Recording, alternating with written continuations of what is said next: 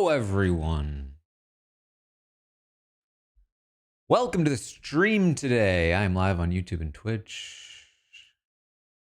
As we wait for tonight's eviction, I figured let's talk. Oh, you know what? I didn't change my YouTube title. Survivor 49 cast reactions. I apologize if you saw me go live on YouTube and you saw Veto Watch Party.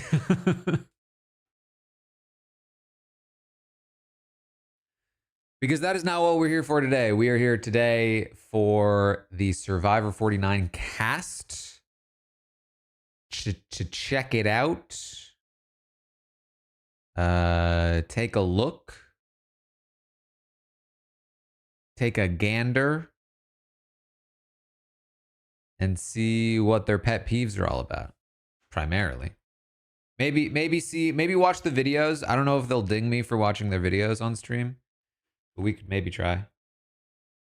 Honestly, if I watch the videos, it'll be more prep than I've done for a Survivor draft in years. So we'll see.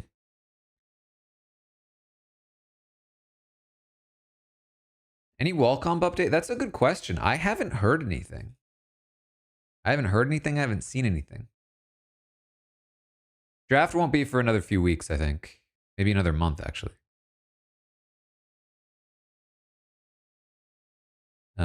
So yeah, maybe if I watch the videos, I'll have been prepped now, but then forget about it. Typically, they announce that there's a wall comp. Typically, they announce that it's an endurance that the feeds will be on for earlier in the day. So I'm surprised we haven't heard anything yet. This is the same situation as last week, where we were expecting the wall comp, and then we didn't hear anything, and then just continued to go.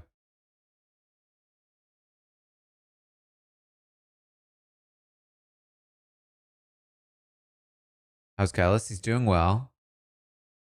He did get his teeth cleaned recently.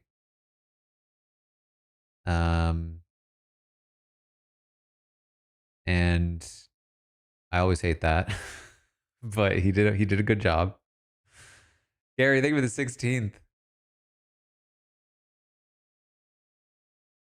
Trying to work harder to keep his teeth more regularly clean. Apparently he has bad teeth genetics. Ellie, thank you for the 23rd.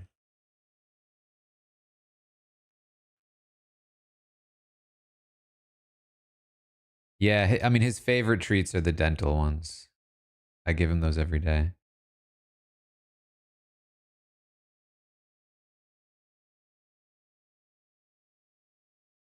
More Callus photos. I mean, there's plenty on my phone. They didn't announce until 6 Eastern last year? Okay. So this, yeah, I mean, yeah, it is still only like 1 o'clock Pacific. What kind of walking pad do I have? I have an Ego Fit. I've personally not found it to be as durable as I would like. But they did send me a new one free of charge when I sent them evidence that the other one was kind of broken. So that's nice. And I like it as a in concept kind of thing. I think if I were to get one before, get one again, which I might at some point, I would want to get a manual treadmill. I just don't know how to find one that is small enough, portable enough, and not $1 billion. But that would be my next foray into this space, I think. Did I see that Boston Rob is the guest for Unlocked this week? Boston Rob doesn't watch Big Brother.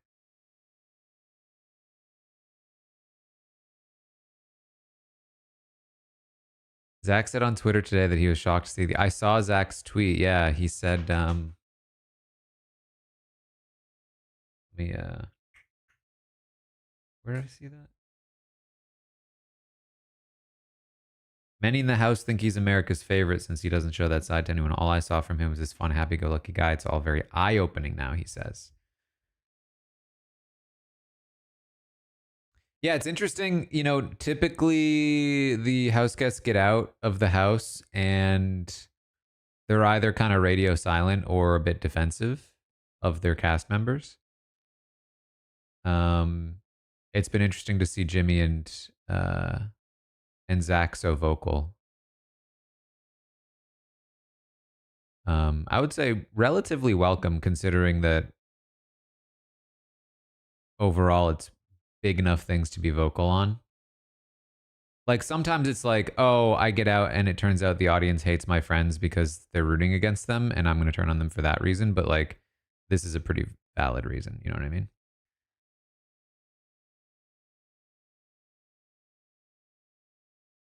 Like, I respect Zach's position on like, oh crap, I didn't realize Vince screwed me over so much, but still like the guy. You know, I think that's fair.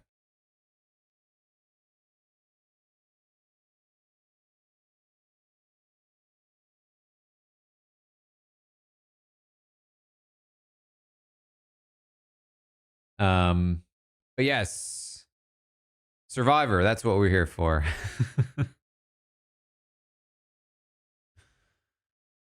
We are here for Survivor. Let me see if I can get this. Something like this. Something like this. Yeah, look at that. Look at how prepared I am. So I've got this and I've got this video. Oh, perfect. As I said, I'm not sure that I'm actually like supposed to or like will actually be allowed to like watch the video on stream, but if they demonetize me, oh well, I guess I'll know for next time. Um, there is a thing. There's a thing on YouTube.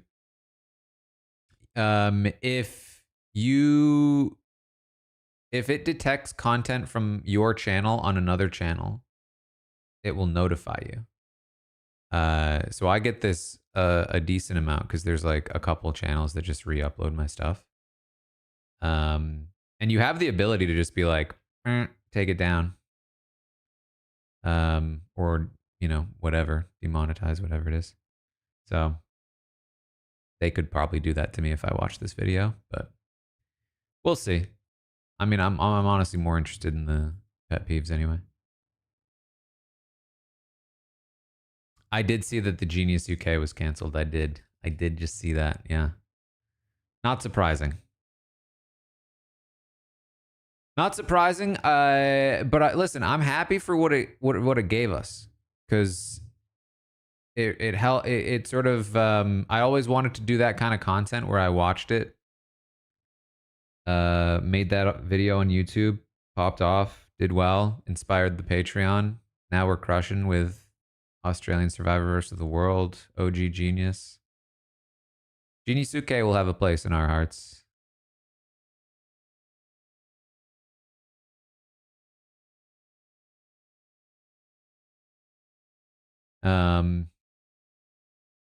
All right. So, Survivor 49. This is the cast. There's a decent amount of bio stuff here. There's also like hot takes. There's also like I saw this article from Mike Bloom. No, this is the same one. This one. I think this is just a single interview. Like, whoa. There's always so much for Survivor. Like Mike Bloom is a machine at Survivor, at the Survivor preseason content. And then they always do the big podcasts with Rob and Mike. Genuinely like amazing stuff. Yeah, Big Brother compared to this is And Big Brother's once a year, and I would say more important to know more about the Big Brother players because you're gonna, be watching them for 100 days on live feeds. Survivor's twice a year. It's like it's so much stuff. It's generally why I keep it a little lower. But obviously, like just like with Big Brother, it's like the more, the better, because you get to choose how much investment you want. If you only want to see the bios, or if you only want to watch the like 2-minute videos on each person, you can do that. If you want to go super deep, you can do that. I used to do, I don't know how many of you were around for this, but back in the day, I used to do a little mini like show that we called First One Out, right? There was another name for it too, I think. That Josh Wigler did for the preseason stuff, and I edited it together, just a little mini series on like a whole sort of journey arc to go from like going to like wherever they were, meeting the players, interviewing them, all the way until the first person was voted out. Little story arcs. It was fun. Fun time. Nor, I think of the 53rd. All right, so let's just like get a sense of what these videos are like. Let's see if there's anything worthwhile here. Let me see if I can make sure you can hear this. I have a necklace that says boss on it that I wear every day, and I had to leave that at home. My company does running biomechanics analysis and physical therapy for runners. Annie. We're super successful. I got into music in my 40s. I bought a guitar and wrote my first song all with just one chord because that's all I could play. And so I made a YouTube video, and the first comment I got was from this woman talking about my clothes being too young for me. It was awful, and my heart was broken. And then I thought, wait a minute. Screw this lady, you know? Your clothes are too young for you. What anybody has to say about what we wear, who we love, none of it. You should be able to live your best life regardless of what the world wants to say.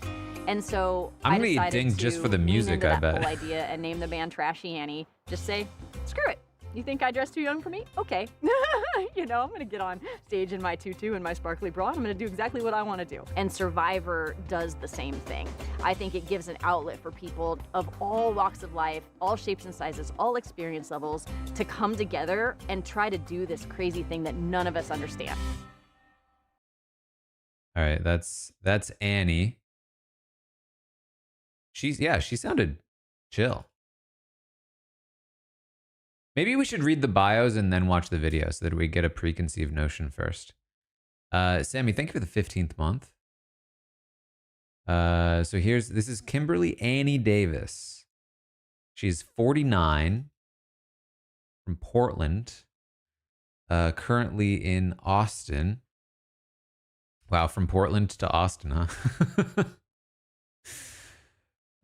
Musician, spontaneous risk taker, wrecking ball. Why do you want to be a part of Survivor? It's the true game of life. Unlike the dumb 80s game where getting married and having kids defines success. I mean, hey, Survivor 49, age 49, eh? What is one life experience that you feel has prepared you for the game? As an entrepreneur and CEO, I have had to learn how to separate business from emotion when making big decisions. In March of 2020, I had to lay off 28 of my 30 employees, who were also some of my closest friends. The company survived COVID and is alive today because of that decision. I mean, if you lose 28 of 30 employees, is the company really still alive? Which previous player do you identify with most? Who do you think you will play most like? I plan to play my game my own way, for better or worse. I identify with Kenzie and Jam Jam. So kind of a new era fan, seemingly. What will you value in an alliance partner? Trust has no place in Survivor. It is by nature a game of deceit. I want to align with someone who is strong in areas that I am weak. Kind of a nothing answer. Favorite hobbies? Not a hobby anymore, but writing music, performing with my band, Trashy Annie.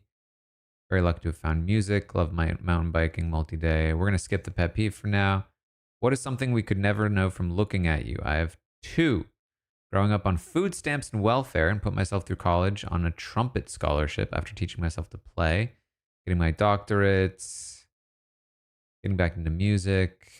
Signed to a label. Who is your biggest inspiration? Why? My husband Jonathan is a huge source of inspiration. He is a brilliant CEO and entrepreneur and an amazing CEO, entrepreneur. I've never quit anything in my life. Don't intend to start now. Okay. Off of bio alone, I would have been a little skeptical. I'm not gonna lie. Honestly, mostly because of her whole CEO stuff. Man, having to fire my employees was real tough for me. But it was a smart decision and I grew from it. Like, I'm not saying it's not necessarily true. It's just kind of a weird thing to bring up unasked. You know what I mean?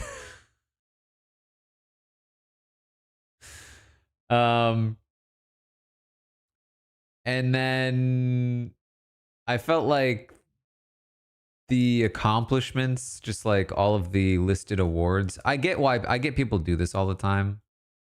It's sometimes necessary, but it always just makes me feel a little weird when people list all the awards and all the accolades and stuff that they've gotten.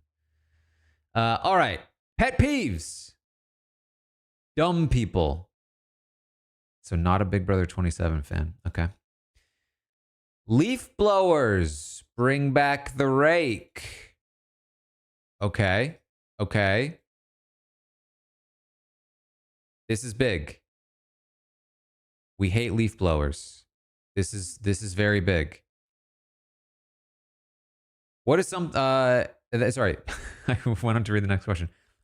Biscuit cans. Do they have to be so scary to open? I'm sorry.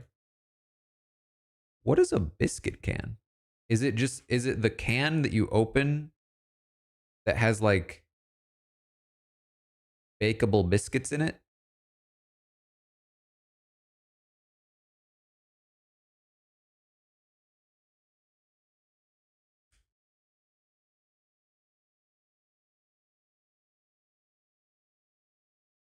Huh.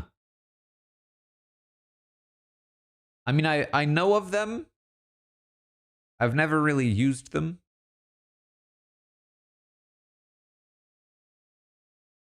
Biscuit can pop.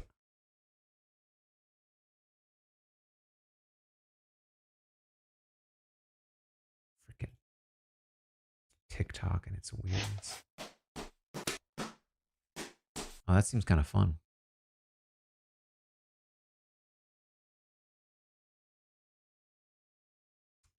Biscuit cans. All right, you know what? I can't say I necessarily agree with the biscuit can,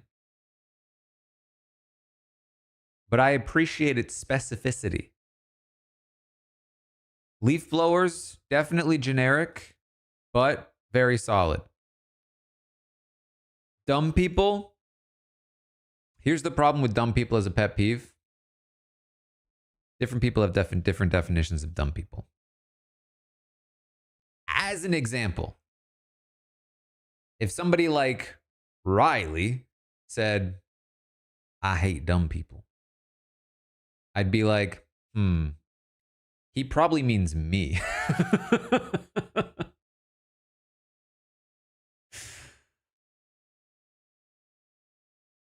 So, hard to judge dumb people. All right. Okay. Interesting opening. Listen, I like that we got an actual set of pet peeves there. Solid opening for sure. I would say I liked her video a lot more than I liked her bio. She seemed very personable in her video. Who's next in the video? Alex Moore.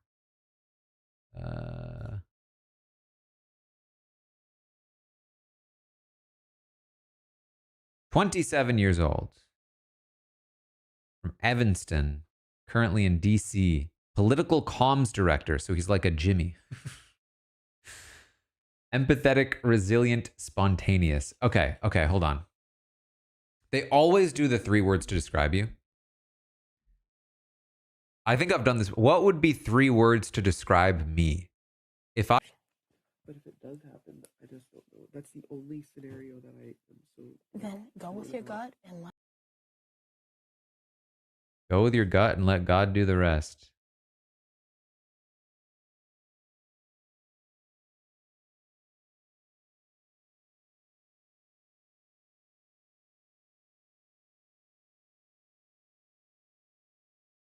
Oh, we're going to have to put up with this today.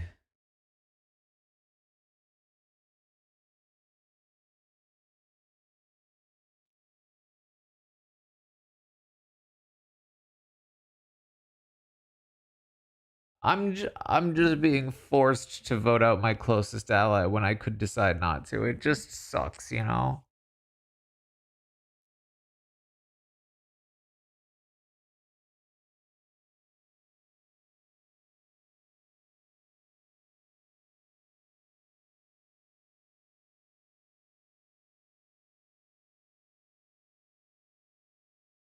All right. No use getting distracted. I don't think there's anything particularly interesting going on there. Back to Alex. Oh, right. I was going to do 3 words. I don't really know, to be honest. The whole point, I'd be kind of annoyed by the question. 3 words to describe me. I keep cutting out. It says I have an excellent connection.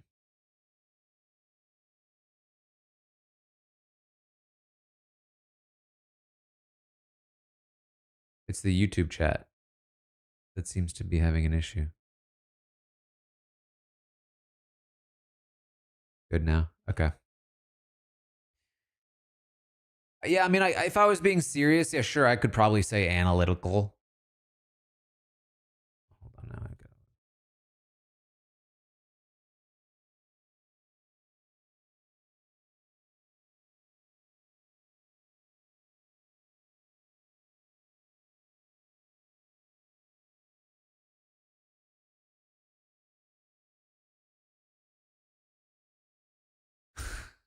She can't protect me. Riley can protect me.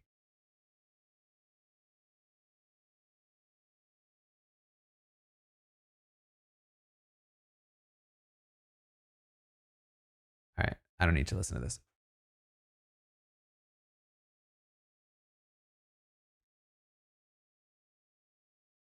I feel like if I had to answer this question, I would say something along the lines of 3 words to describe me.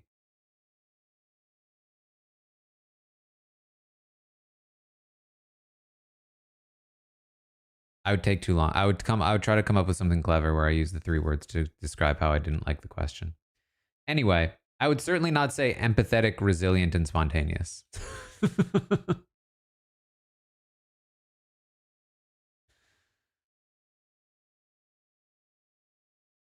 Why do you want to be part of Survivor? On top of the fact that I grew up watching with my family, I was part of a Survivor club in high school. Oh boy. I feel like it is time to put myself first. Yikes. I've watched enough of these shows to feel like that's a bit of a red flag statement.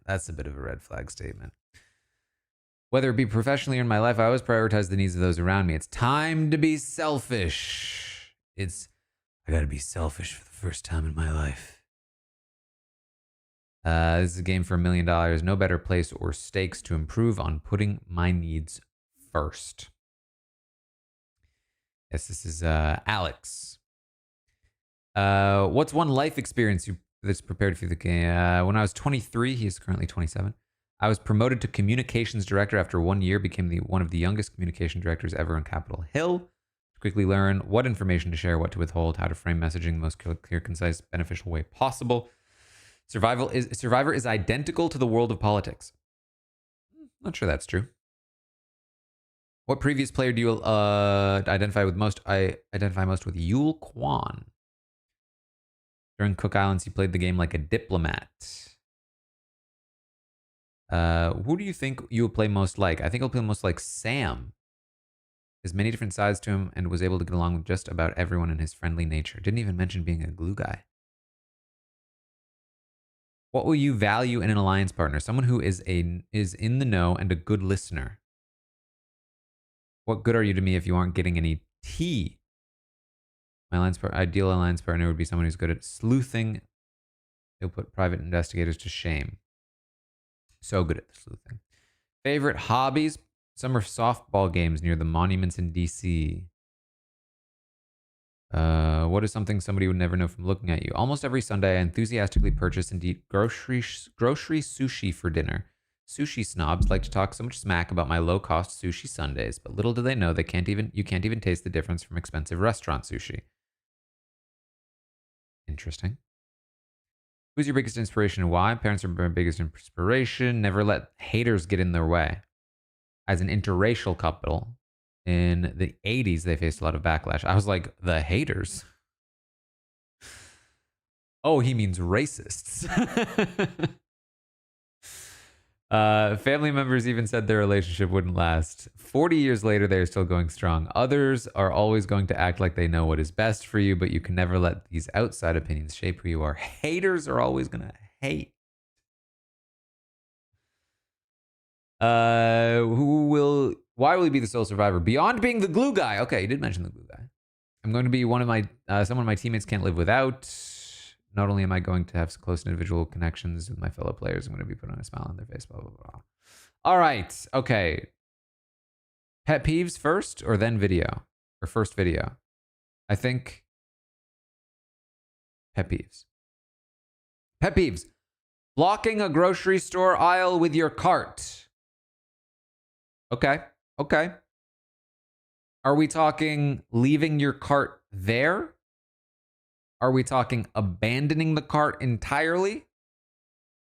Are we talking I'm going down the aisle, I'm picking some stuff out, and I have improperly placed my cart to block more of the aisle? All of these are different levels of pet peeve, but all of them are pretty good.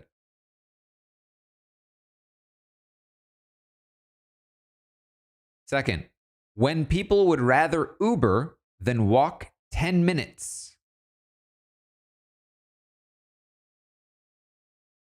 Why is that a problem for you, though? That's my thing.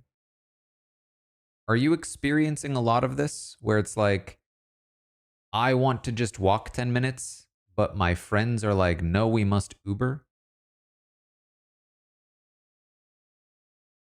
And then you don't get to walk? I mean, you could just walk. It's 10 minutes.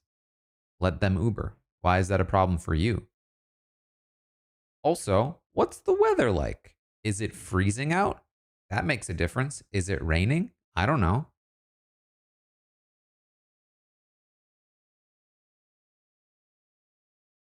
I feel like if I were hanging out with Alex and I was like, man, I'm exhausted. It's 3 a.m. and I'm freezing and I'm tired and I just want to get back to the hotel. And he's like, it's a 10 minute. Now listen, this is the problem because I am also a walker. But I'm imagining I'm not it's freezing rain outside. And I'm like, man, not really feeling the walk right now. And he was like, okay, fine. Pet peeve of mine, but you do you. I'd be like, whoa, dude, chill. Final pet peeve, people with no self-awareness. If this were QI, I'd sound the klaxon. It's a very common one. And I would say often comes from somebody that doesn't have a lot of self-awareness. But you know, this is the same thing as dumb people. It's like, what do you mean by this? Who qualifies as self-awareness to you? You know?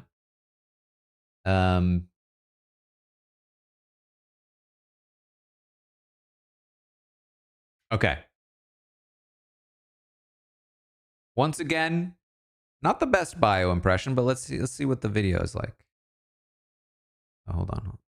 You're not hearing this. I wear a suit to work every day. How much better could it get than this? I grew up a pretty privileged life. My parents didn't have it as easy. They were an interracial couple in the 80s when really that wasn't the most popular thing at the time. Their family members didn't even attend my parents' wedding. I moved to Washington, D.C. the day after I graduated college, and I got to work. When I told my office that I was coming, I was like, they're gonna make me quit right now on the spot. My boss could not be more excited. She said, you're gonna go, great smile. You're gonna win, and she's obsessed with my dating life. She said, you're gonna find a wife too. I think a Survivor auction is an iconic event that I have to make it to because I have to prove the margarita curse wrong. Anyone who drinks a margarita goes home the next night. That's not going to happen with me. I love my happy hours in DC. That's such a strange thing to want to do on the show. I'm going to drink it down and then be sure to win the game after that. He seems charismatic. He seems very friendly. So hold on. Vince is talking to Rachel. I know it is.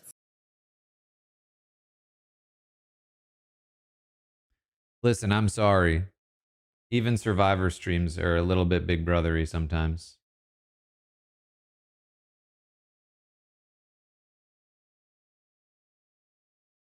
I'm going to keep checking in with you throughout the day.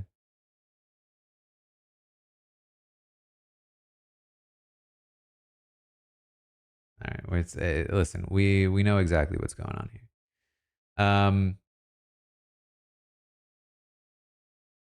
All right. I think I would say so far. Hold on, let me take some notes.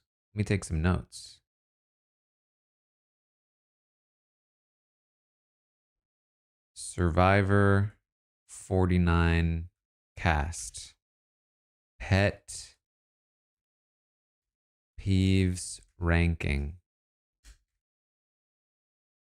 We're going Annie #1 right now, with her best pet peeves being leaf blowers, followed by Alex, whose best pet peeve was shopping carts. All right, next up, Jake Latimer. 36 years old, a correctional officer.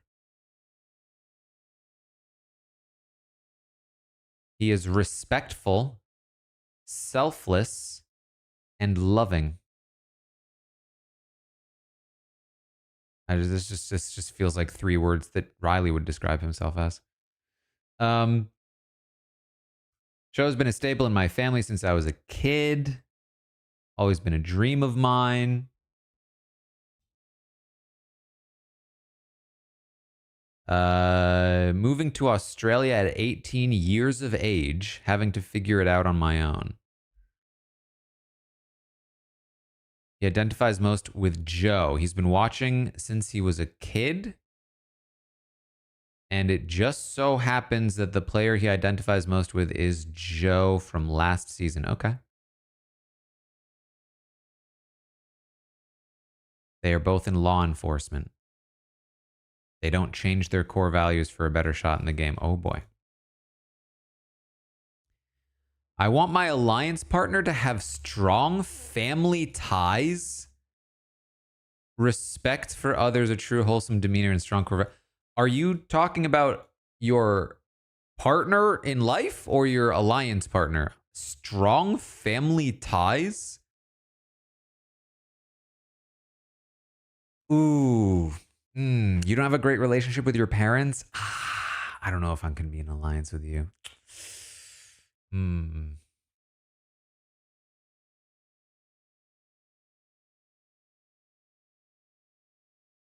Golf, take my dog for walks, coaching Special Olympics. Heavily involved with coaching Special Olympics and volunteer position. I'm a big, soft teddy bear. I cry during most movies. My father, Ken, is his biggest inspiration. Put my family first. There's a medical condition called glaucoma. 2 motivations. Have my first child born while I'm on the show. What? Why will you be the sole survivor? 2 motivations. Have my first child born while I'm on the show. Will be the last season of Survivor my dad will be able to see. Is he saying that he currently has a child that is about to be born? Am I misreading that? Or is that just a goal of his?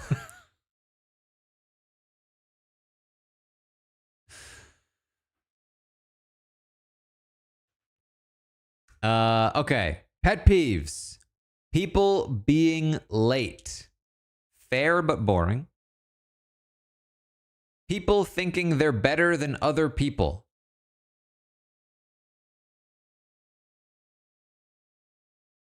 People thinking they're better than other people. Strong family ties, respect for other people that think they're better than other. Okay. Let's watch the video. My spirit animal are panda bears. Oh, no, they're wait. big and they're fluffy, but they have... This is not the right person. 2 weeks ago, I was sitting on my couch watching Survivor with a cold beer in my hand, 4 feet of snow outside, minus 20, and now I'm sitting in Fiji. What is that? I grew up in a place called Regina, Saskatchewan, and with the shirt? Really? Moved to Australia just out of high school. I went there to play professional ice hockey. Did that for a year. Got injured a couple times, had to shut that down. Ended up touring around with a male review show. Got to dance for thousands of women every single night, and yeah, terrible job though, terrible. Not fun at all. I married an Australian girl, brought her back to Canada, and that's where I live currently. Before I applied for Survivor, we were trying to get pregnant. 4.5 years of trying for that. Finally gave up. I applied for the show, and during the application process, we got pregnant. I gave her the option to bow out to be there. She said, no, you got to go and bring that money home and we'll have a family waiting for you. Now, the sad thing about this is my dad has a medical condition right now called glaucoma, and his doctors gave him to the end of this year until he loses eyesight permanently. So season 49 will be the last season that's that what he gets to meant see, by and his son's gonna be on it. watch. I have a lot in my back pocket here that I'm playing for. If I'm feeling down in the dumps or if I'm feeling vulnerable at the time, I just got to think of what's waiting for me back at home. So they're trying to make another Joe, which obviously is why he's like, oh, I'm like Joe. I mean, as per usual, seems like a fine dude in the video.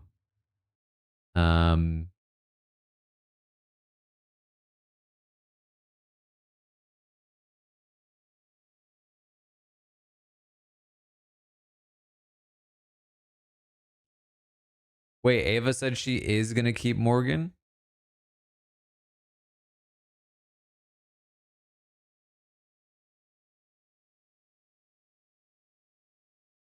That wasn't what I was hearing. Hold on, I'm going to have to listen to this thing. Puts us in a right position.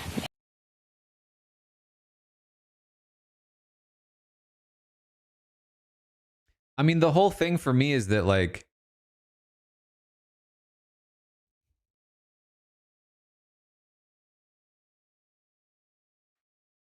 even if they do get Ava and Vince, do they even have Mickey?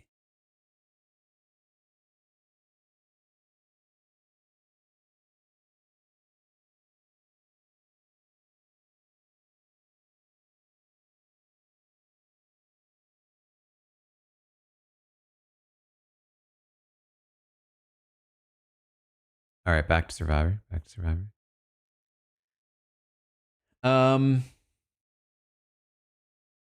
So far, this is an easy one. We're putting Jake Almost called him Joe. He's in last place right now. His best pet peeve is people being late.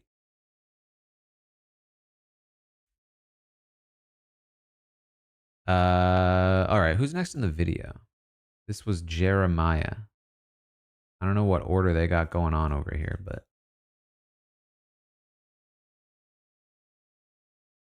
it's all over the place. Here we go. 39 years old. Another Canadian. Impulsive, loyal, sincere, adventure of a lifetime. Watched Survivor for 24 years. Manifestation is real. Worked in the fashion and beauty industry for 12 years. Made a career change to start working in the financial industry. Identifies most with Ty because he brought his true, authentic self to the game and had morals. Ty? What kind of morals are we talking about? Ty was a pretty cutthroat player.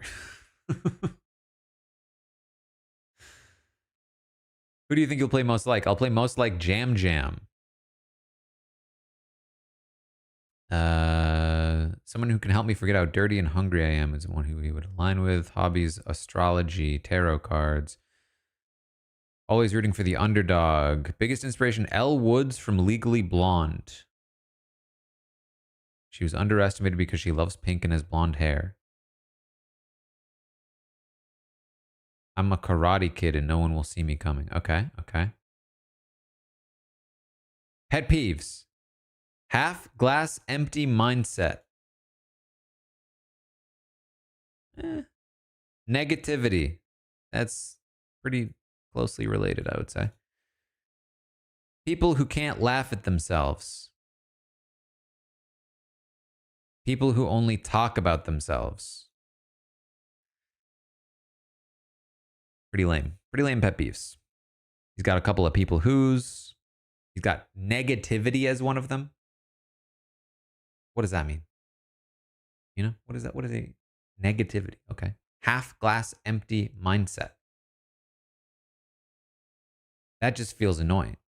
That just feels, oh, you're not optimistic enough. Sorry. Sometimes I'm not optimistic.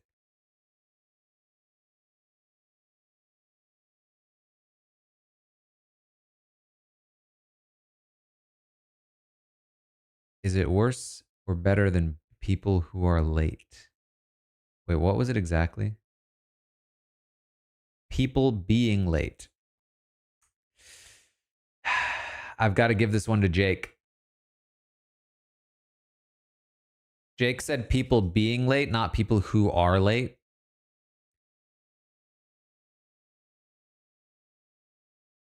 Whereas Jeremiah said people who can't laugh at themselves, people who only talk. Meaning he fails the semantic check. Jeremiah, last place.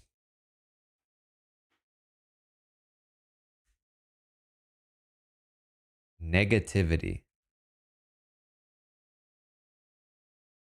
All right, let's check out the video though. My spirit animal are panda bears. They're big and they're fluffy, but they have really sharp teeth and claws, and you would never expect that.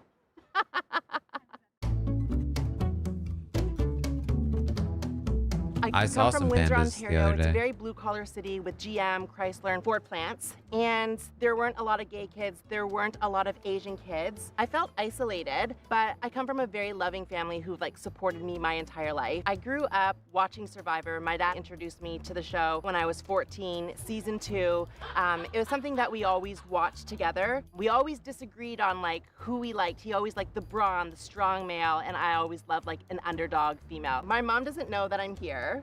I want my mom to be watching Survivor and seeing me come up in the credits.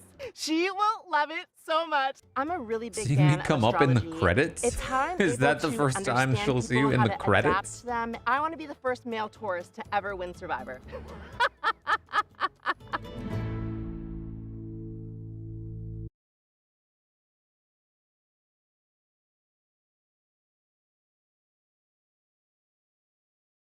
It seems fun enough.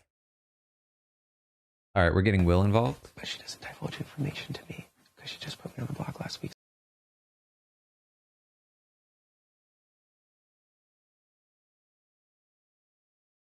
He's just still blaming Ava.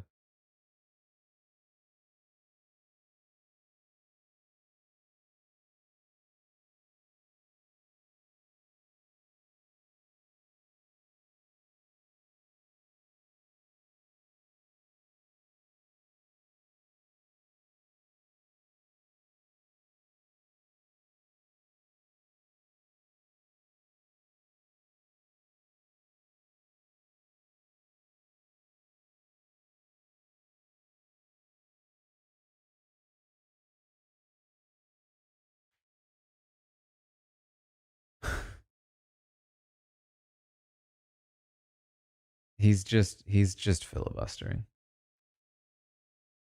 All right. Next up. Hold on, let me. I'm sorry, I'm sweating so much. This is day 0 and I smell horrible.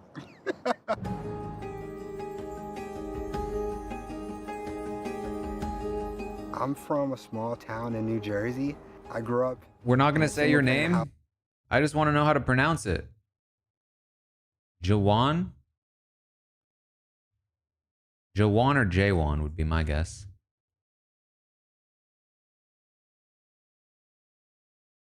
Uh, 28 years old. LA, video editor. Friendly, fearless, formless. All right. All right. We did something. Grew up watching it. One of those kids raised in front of the TV screen. I got you there. Best life experience to prepare for the game was moving to LA with only $4,000. Leap of faith. I identify with Sean Rector. True fan. A man of faith, often felt out of water, didn't stop him from caring for people. I'll play like Jesse, social cunning, strategically playing hard for his family. He wants predictability and creativity. Those are kind of opposing forces, I would say, but fair enough.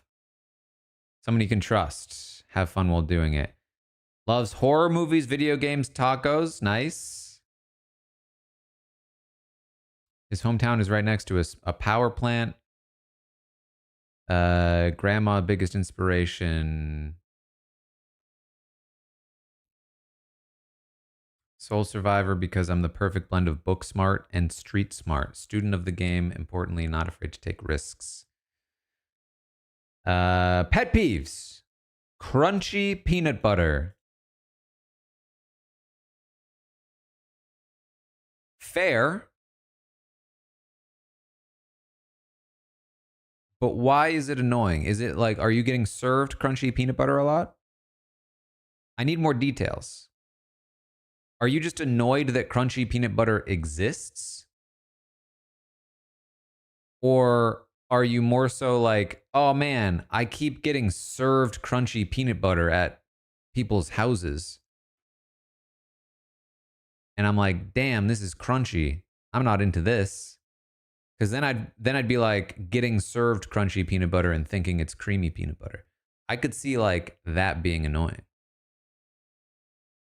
But the mere existence of crunchy peanut butter, are we talking about like just the fact that it exists triggers you?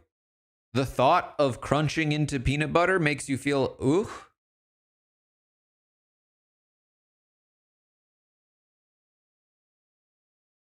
I need more details.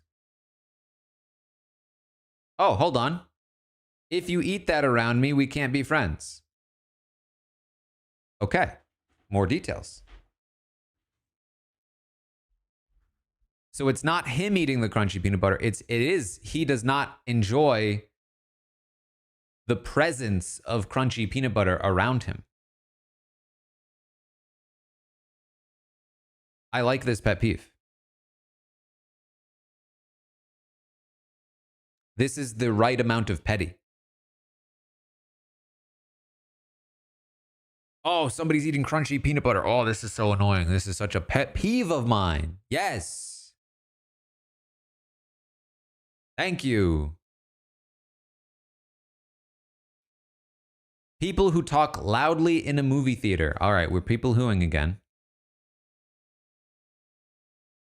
Though, to be fair, who are those people?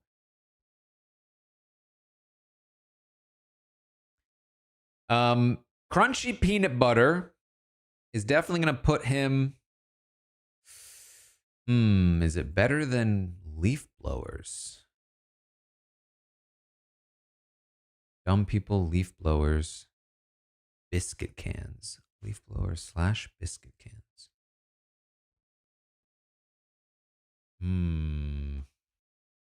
That's a tough one.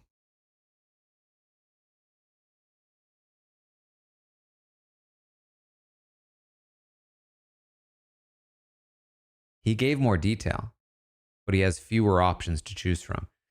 Still, I think we're putting Jawan number 1 right now. Crunchy peanut butter. Solely for the explanation.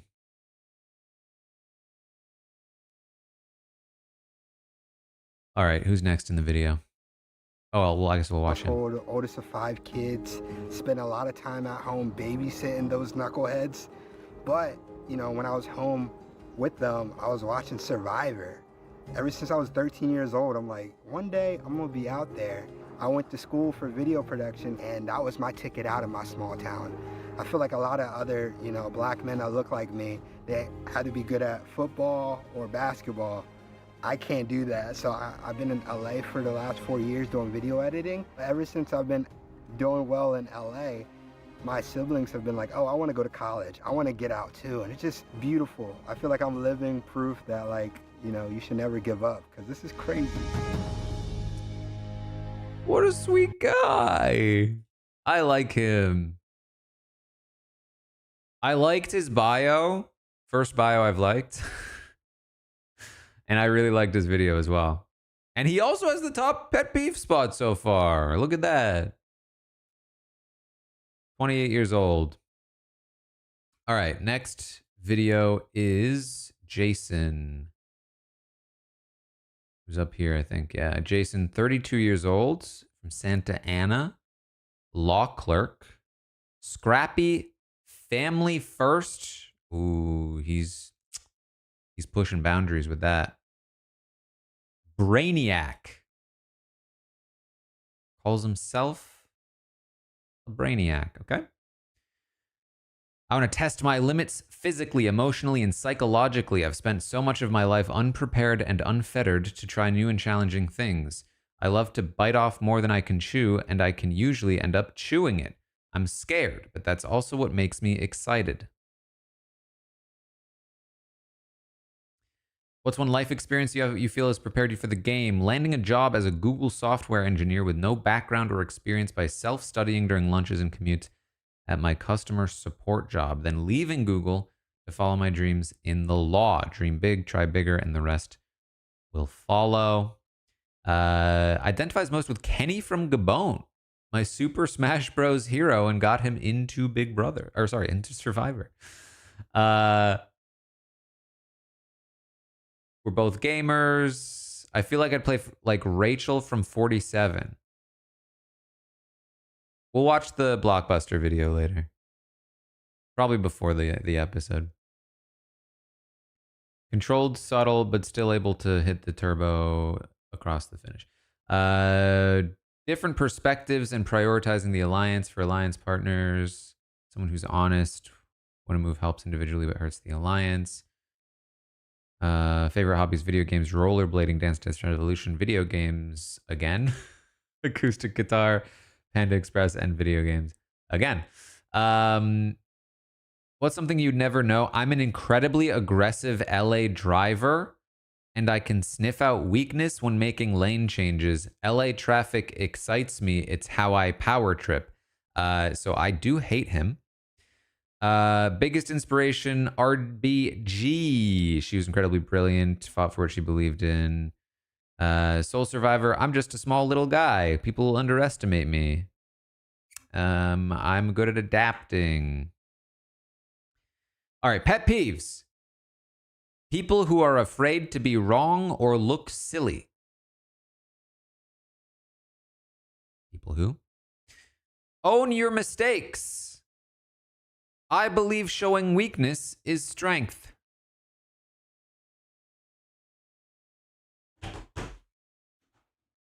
Here's the thing. That's fair.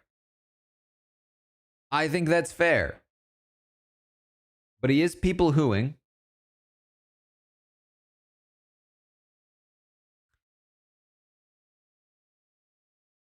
And I also don't think it's a pet peeve.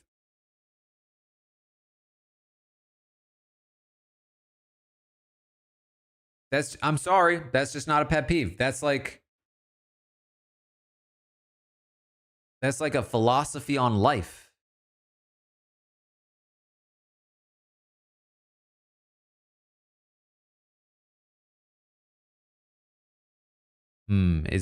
It's not better than shopping carts, but I will say it's better than being late. I'll put him there.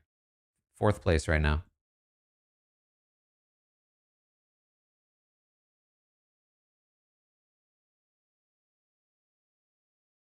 Being wrong.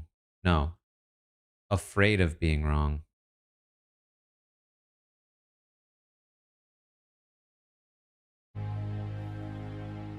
My mom, she doesn't even watch Survivor. She brought me a suitcase full of coconuts one day, and she's like, well, if you're gonna eat coconuts out there, like, you need to practice opening these. I grew up in Southern California. I'm like a son of Vietnamese immigrants. I am the first person in my family to go to college. I got into UCLA and I studied physics and math. You can't really go through life full ride scholarship valedictorian of your class without being a little smart. So humble I try to be, but there's evidence that I may be smart. I'm not physical. I think I just have little guy energy, where little guy I'm just energy, smiley and goofy, and I'm willing to be vulnerable. I think that I have what it takes because I am scared. I live in fear constantly. I'm like afraid right now. And I think that in Survivor, you're gonna be put in a lot of different scary situations. And because I'm scared all the time, I live in fear. All I can do is like muscle my way out. He's kind of saying he's like the Hulk. You know, he's just kind of scared all the time. That's his superpower.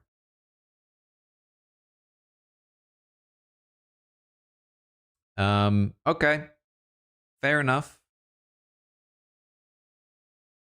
Next person, next video is Christina. Wow, it's been a lot of guys in a row, huh? Christina, 36 years old, Oklahoma.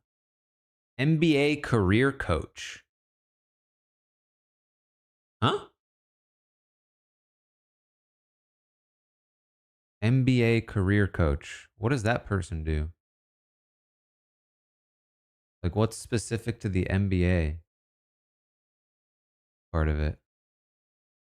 Business? But why is it NBA? Oh, just specific. Oh, like at the college? That makes more sense.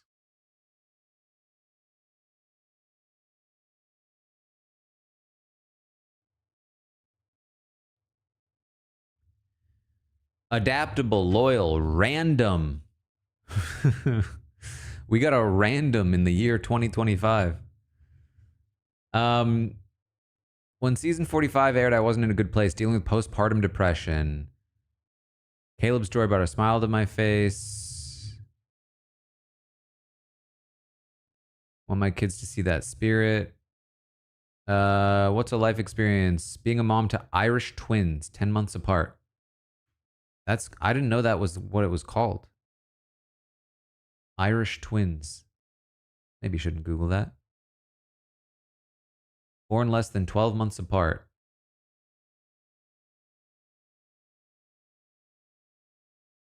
So just like shooting those kids out. That's what it means. I have to be on and show up. Kids don't care if you have a stomach bug. They want their bedtime story read with enthusiasm. Previous player, I convinced I'm Suri 2.0. Like Suri, I'm playing the game at 35, even though it says 36. Have young kids. Love my comfortable couch. Never been camping. Rachel and I have a lot of similarities, but ultimately I'd play like Carson. A strange set of people to say you'd play like. Want somebody that will understand each other. Good with details. Cycling and boxing group fitness classes. Chasing roller coasters. Traveling with my husband. Brunch with the girls. Broadway star in my past life. The love for it made it to this life, but the talent didn't. I can't tell what she means. Does she? So was she actually doing Broadway? No, of course not. She just says she likes it. My husband and best friend Richie inspires me to be my best self. He immigrated from Ghana in middle school. Sickle cell. But never wavered from having a Mamba mentality. Great at building genuine relationships. People get protective of me after one conversation. That's an interesting thing to say. I'll be a secret keeper. Use this information strategically. All right, pet peeves. Bullies. I'm a non-confrontational person, but if someone is getting bullied, I'll step in. It's not a pet peeve. I otherwise kind of like the bio, but it's a bad pet peeve. I'm still going to put it above being late and negativity. I'm going to put it below Jason's being wrong, though, or afraid of being wrong. Bullies.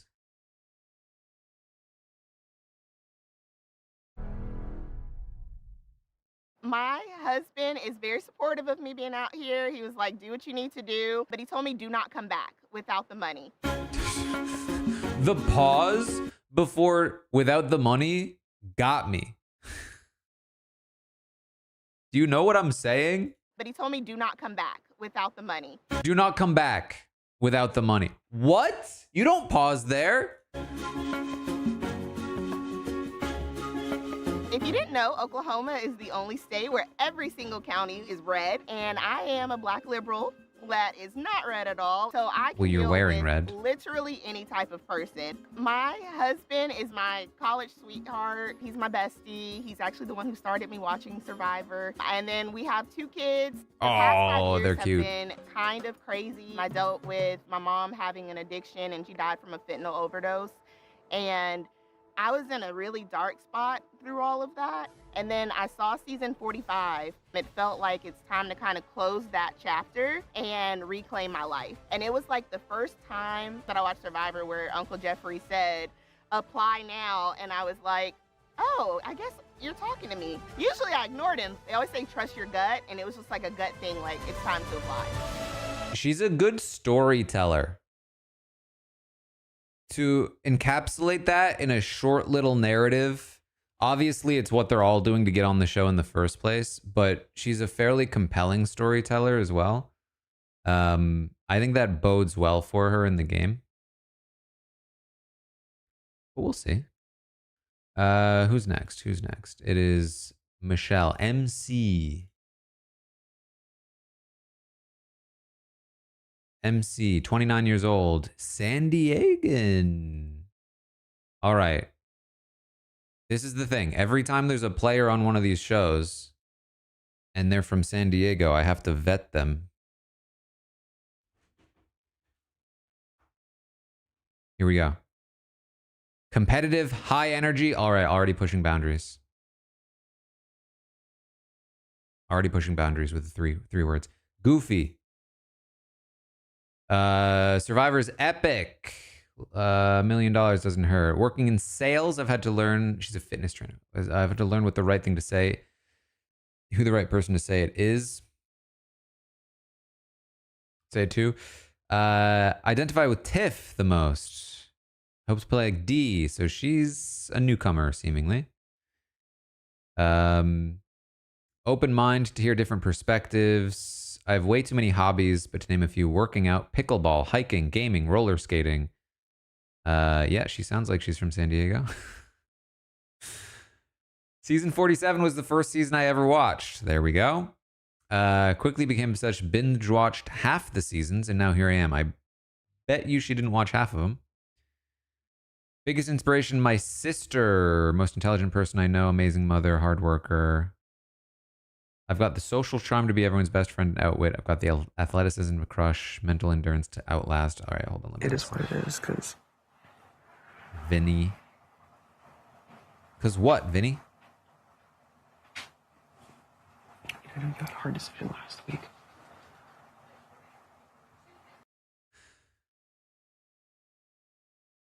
Why are you crying to Morgan about how this is a hard decision?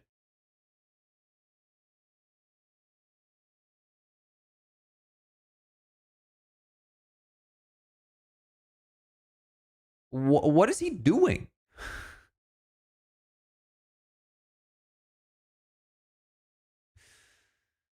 There are people that are going to try to convince you that Vince is a mastermind.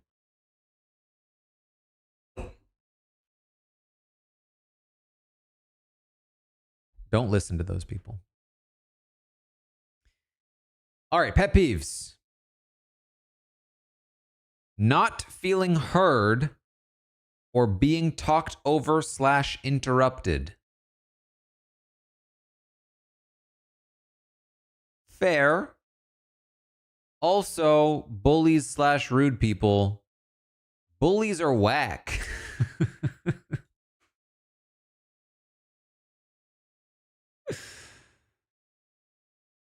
Okay. First of all, it's definitely better than the previous bullies.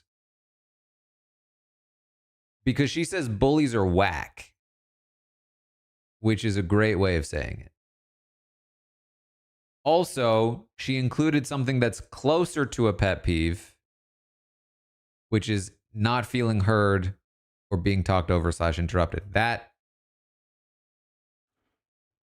is, again, pushing it with pet peeve, but definitely closer. It's definitely better than afraid of being wrong. Is it better than shopping carts? The answer is no. But I will put her in the new 4th place. MC.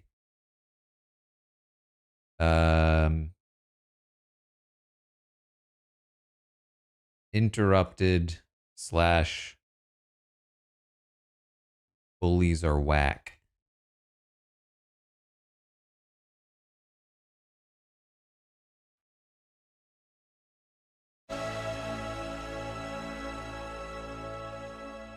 I put people off at first. They think I'm gonna be like a mean girl or standoffish. Yikes. I feel like I need to remember to smile so I don't have RBF. Somebody tells you that they often put people off at first.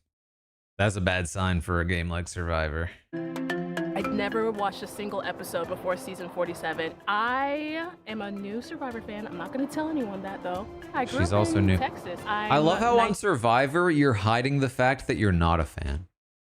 Nigerian. My parents migrated over here. Nigerian parents, they want you to be a doctor or a lawyer or an engineer, and I didn't do any of those. I moved to California. I didn't know a single soul. I didn't even really have a job lined up. I'm like, okay, look, I can do something different. What does didn't really have a job lined up mean? So that's what I'm excited to show them. I think I have what it takes to win the million because I thrive off my own energy.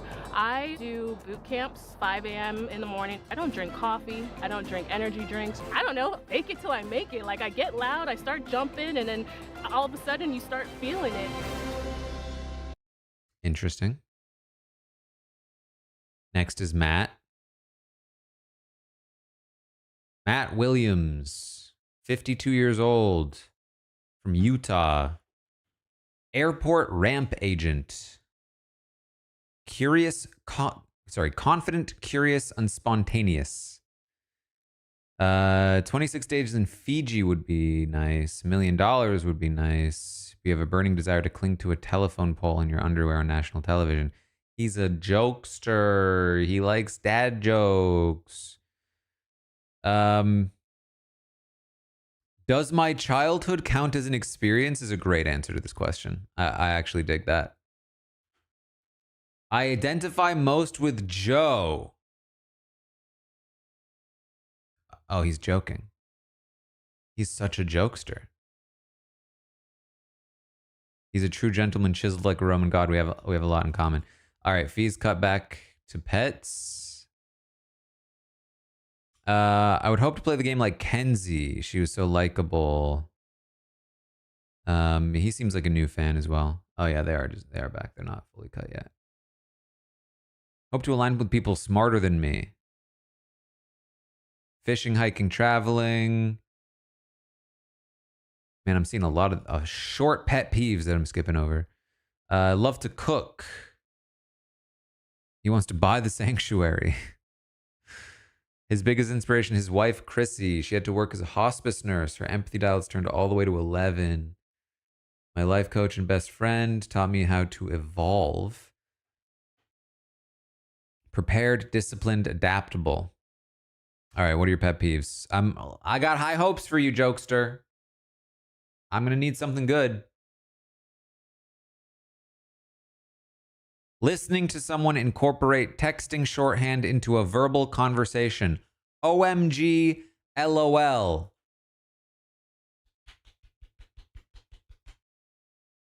Thank you, sir. That is a pet peeve. That is a pet peeve, and it's not even people who. It is the experience of listening to someone incorporate texting shorthand into a verbal conversation. It is perfectly descriptive. It is perfectly pet peevey. So the question is he the new top pet peever? Let's take a look at Jawan again. Crunchy peanut butter. If you eat that around me, we can't be friends. People who talk loudly in a movie theater. Ooh, that's strong. But he does people who here. But he at least gives me 2, whereas Matt is only giving me 1.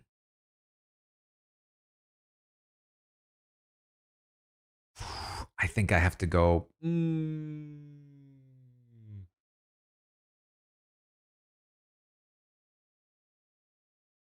This is serious business, guys.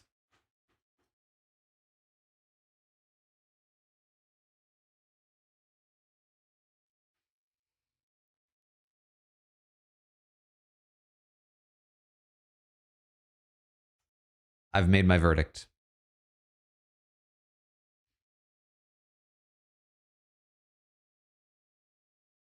Matt is the new number 1. Texting shorthand. Jawan never explained to me what it is about crunchy peanut butter that makes him so upset.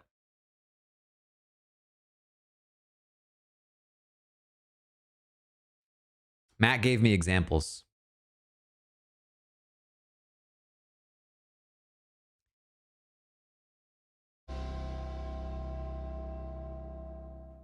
Every time I go outside, somebody compliments my hair. And it's just like, I think this look just makes me a lot more approachable. He is I grew up exactly in what I thought he was. Little kid, everyone wanted to be an Based on his bio. astronaut or a fireman. I wanted to be And a photo. stockbroker. I followed it, and by the time I could legally buy beer, I was a Series 7 registered broker. I got to a point that I realized that's not really the trajectory I wanted to spend the next 70 years of my life on. And I shifted gears, and today I throw bags at the airport. I think I'm gonna do really well in the physical challenges. You go throw bags at the airport for 10 years, it builds a inner core strength And then just with my age, no matter how good I don't know, maybe you eat shouldn't and be how throwing often them I so hit the hard. gym, Maybe you should be a little more start to careful in kinda people's look bags. like I don't know. this. Yeah, I'm a bit of a Trojan horse. They're not going to see me coming.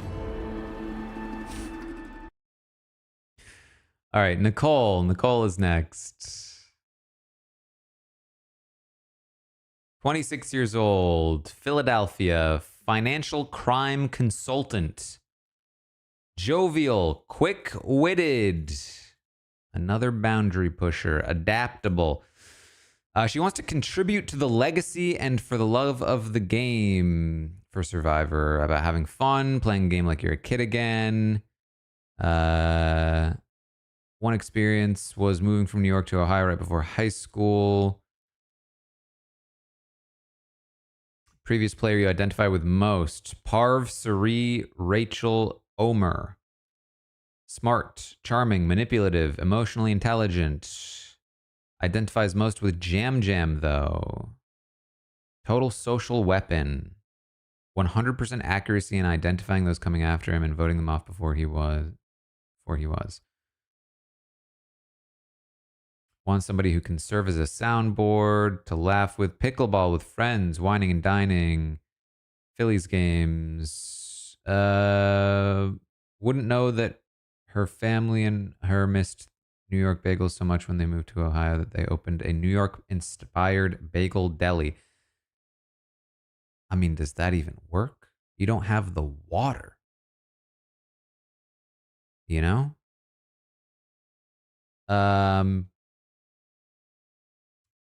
Worked there in high school, second home. They shipped the water. I was gonna joke that they shipped the water. I was gonna say, did they ship the water? And I didn't make the joke because I didn't think it was funny enough.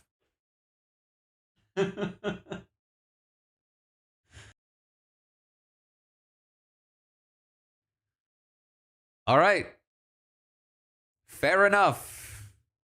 New York inspired bagel deli. Who's your biggest inspiration? My mother. Soul Survivor. I'm competitive as hell. A doer. I know the game. All right. Pet peeves. Bad company. Boo. The West Coast. A bagel that goes untoasted.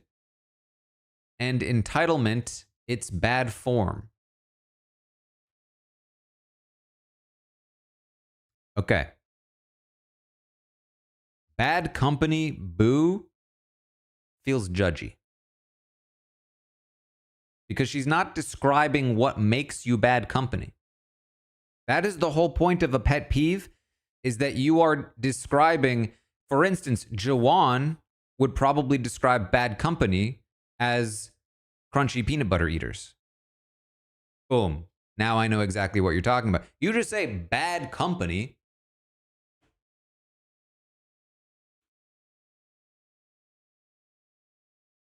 What does that mean? Then she says the West Coast. Again, what part about the West Coast? Is it the, weather, the people, the politics? Are you like one of those people that's like, oh, California sucks? Like, I don't know. You can't just say West Coast. I'm gonna think you're from Texas or something.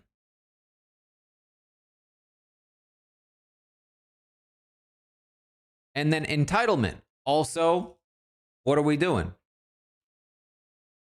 I don't know what that means. What do you mean by entitlement? What specifics? Give me specifics. Now, one thing I will say. She's got a gem in here. A bagel that goes untoasted. And not just any bagel, a bagel with a capitalized B. A bagel that goes untoasted.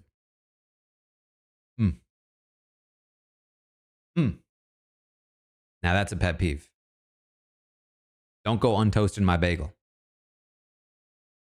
Don't go under toasting my bagel.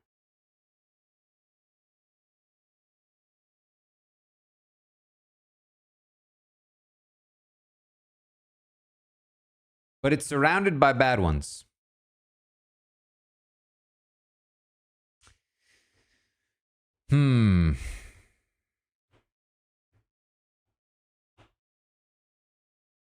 It's not better than shopping carts because of its surroundings, but it is strong enough to beat the non-pet peeves. We're going to go Nicole. Untoasted bagels. 5th place.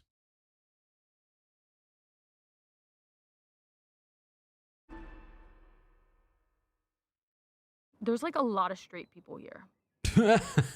So I think like adjusting to like being around a man with a 6-pack is a lot for me. Also, what is a financial crime I was born consultant? in Long Island, New York. Does into a she big work Italian for family. I'm law born enforcement, the or is she oldest. like... And right before high school started, we actually moved to the middle of nowhere, Ohio. We miss bagel shop. Like if she had a TV show, would she be like the mentalist that helps with cases? You know what I mean? So much that my dad was like, let's just open a bagel deli. And then we all worked there. It was like the best thing ever because it made us so insular. I started watching Survivor in high school. It was season 28, Kagayan, that got us hooked. I can see Wu stealing Spencer's note right now and being like, through the jungle. The show has kind of evolved as I've evolved into adulthood. I watched it in high school with my family, and then when I moved away to New York after college, and now in Philly with my girlfriend. It's like our Wednesday night activity. Survivor right now is the perfect way to just lean into being a kid. And I need that right now. I want that right now. Because I am a kid, and it's my favorite thing to be. And I don't ever want to grow up. Ever. I think she's going to be fun. I think she's going to be fun to watch. All right, next. Nate. Nate Moore, 47 years old, from Hermosa Beach. A film producer, joyful, intelligent, crafty. Wants to play Survivor. It's a way to test your limits. Looks like a blast to play. Watched since season 1 in the basement of a frat house. What's one life experience that you've had that has prepared you for the game? Worked on a number of film sets. Used to trying to build consensus on what we need to achieve. I don't think working on film sets is going to prepare you for Survivor, but that's fine. Which previous player do you identify with most? Earl Cole. Okay, true fan. An alliance member, someone who's loyal, good at deception, but takes no pleasure in deceiving. Game requires lying, but you don't have to be sociopaths about it. Fair enough. Watching movies, running, playing basketball, tennis, watching live music, traveling, play. That's a set of hobbies. That's for sure. Loves hard rock music. Can still get down in a mosh pit. All right. Okay. His biggest inspiration is being a father to 2 beautiful daughters, a good husband to my wife. Family's more important than any external accomplishment. I like that answer as well. He'll be the sole survivor because he doesn't seem like a big threat. He's old, likes to laugh, genuinely likes people. All right, I like this bio. I feel like this is a solid bio. Seems like a chill dude. Pet peeves. People who manage up and treat those in lower status in a given situation poorly. People who manage up and treat those in lower status in a given situation poorly. I think I get what he's trying to say, but it feels strangely worded. I don't get what manage up means. People who manage up.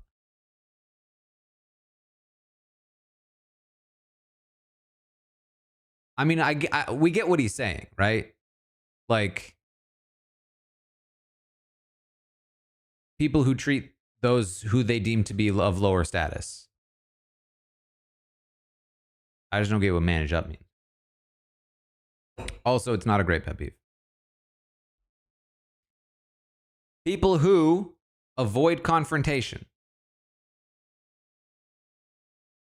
It's also not good. Swifties. Just kidding.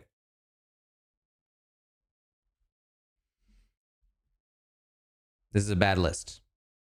Two people whose that are both very generic. And then he goes for something. He goes for Swifties. But then just kidding's it. Come on. Come on. What are we doing? Just kidding? Did somebody hold a gun to your head? You didn't need to write Swifties. Just kidding. It's this like, oh, I'm going to be persecuted for this pet peeve, but he hasn't even been persecuted yet. I'm going to say this. As somebody who is not a Swiftie,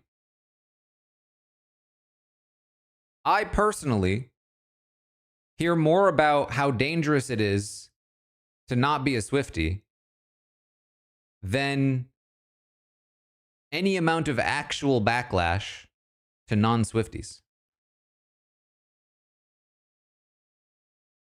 This is my experience. This is my lived experience. I've never actually seen Swifties get mad at non-Swifties. In fact, I feel like I've seen much the opposite. I've seen a lot of anti-Swifties being mad at Swifties.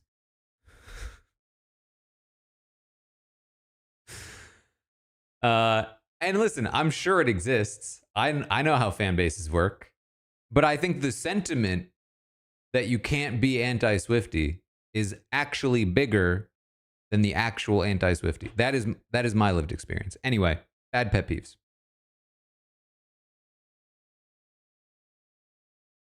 Nate. Is it worse than Jeremiah?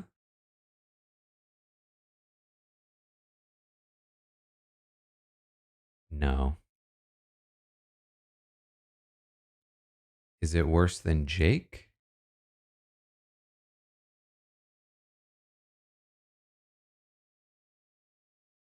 No. Christina with bullies? Yeah, it's worse than Christina with bullies.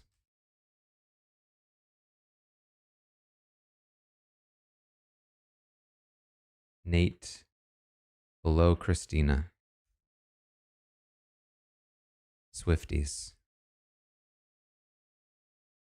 I like his bio, though. I actually learned how to swim because I knew if one day I'd got on Survivor, I didn't want to be the black guy who couldn't swim. I grew up in a town called Clovis, California. I'm the youngest of 4, and I had a single mom. I loved 2 things, movies and comic books. Moved to Los Angeles when I was 18. I started working in film, which culminated in producing movies such as Captain America, the Winter Soldier, and Civil War, the Black Panther movie, and the sequel for Marvel Studios. I think Survivor is a game built for Those are T'Challa, good Marvel movies. He's physically capable, he's intellectually incredibly smart, he's kind to people, but also knows that there's a greater good that needs to be served. I know there's not a lot of Maybe he only people in named this the game, good so there's not a ones. lot of people who are leaving behind children like I'm leaving behind, and a wife that I love. And that stuff is tough. My youngest daughter said to me before I left, she said, I hope you don't make the merge so you can come home early. That makes me sad. I do think I like him, though. All right, next up, the Riz God. It's Rizzo, 25 years old, from Yonkers. He's in tech sales, optimistic, funny, motivated. I want to chase greatness. I want to be one of the best players to ever play the game. All right, Adrian. Ever since I was a kid, I wanted to play Survivor. I want to give my friends and family something, a reason to gather around weekly, make my friends and family in the entire country of Albania proud. Being the first Albanian descent player to ever play the game means a lot to me. My entire upbringing has prepared me for the game, being the oldest of two in an Albanian immigrant household. Parents were working 2 jobs. Having that much responsibility at such an age motivated me to make sure my parents' sacrifices weren't for nothing. Identifies most with David Wright. He's the epitome of perseverance. Never gave up, went from zero to hero. Went from someone anxious to being the player of the season. Hope to play like JT. Okay, he's an actual fan here, guys. I want to be a complete player socially, strategically, and physically. I want people to know me for being a great person, having great allies supporting me, but also as someone who isn't scared. Not somebody I would have suspected was like feeling confident physically. Not to say that he isn't looking like fit enough. I think from the Rizzo name, I expected more of a nerdy personality. Alliance partner, someone who is honest, loyal, predictable. Yes. Favorite hobbies, traveling, visiting new sporting venues, playing basketball, spending time with friends and family, suffering from being a New York sports fan. He knows the entire soundtrack to all of the High School Musical and Camp Rock movies. I'm sorry, Rizzo.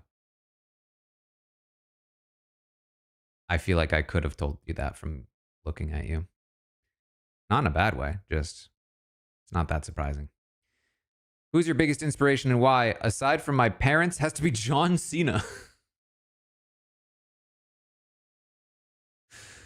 Growing up, the 3 constants were Survivor, sports, and wrestling. He's the definition of never give up, no matter how hard life got. Listen, it's appropriate. Peacemaker's airing tonight, no? As a kid, seeing him defy the odds motivated me to do the same, helped instill hustle, loyalty, respect. Why will he be the sole survivor? Survivor takes emotional intelligence, patience, social skills, ton of luck. Luckily for me, I think I have all those qualities, especially the lucky part. Interesting. I'm adaptable, but most importantly, I'm fun to be around. If the new era has shown me anything, it's the social game prevails over all. Interesting. Sorry, I just got entranced with Sage's eyes. All right, pet peeves. In the real world, people who say they're going to do something, then don't.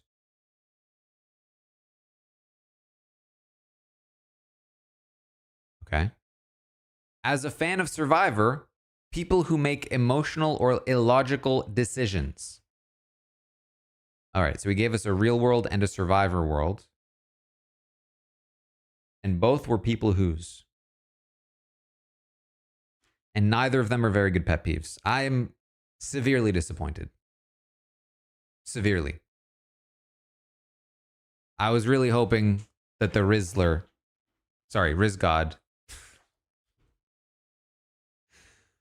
was going to shower us with some solid pet peeves.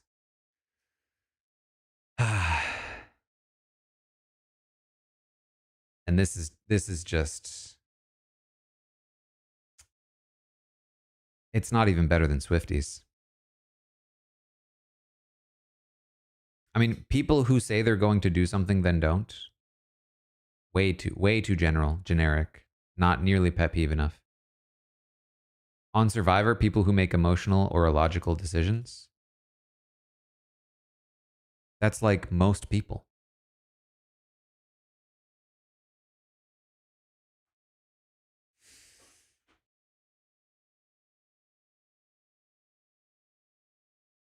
Is it better than Jake?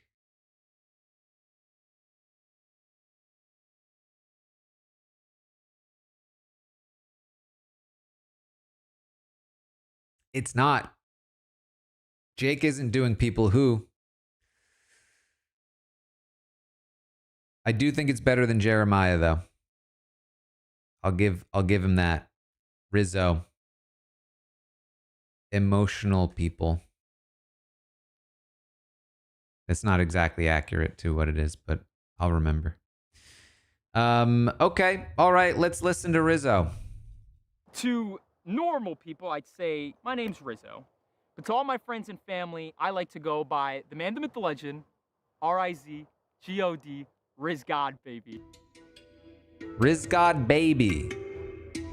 Both of my parents originated from Albania and immigrated to the States. They're both blue-collar workers, and I still proudly live at home with my parents, trying to help support them. My brother was diagnosed with autism at a very young age, so he kind of had life rough, didn't really have many friends, so I was his best friend, which is a badge of honor I take proudly. I want to come here and be the best. Like, I want to be on that Mount Rushmore. I want people to watch this season and say, wow, that Riz God kid left an impact on Survivor. Like, I want people to know that they can dream big, and when they dream big, their dreams do come true, because look at me.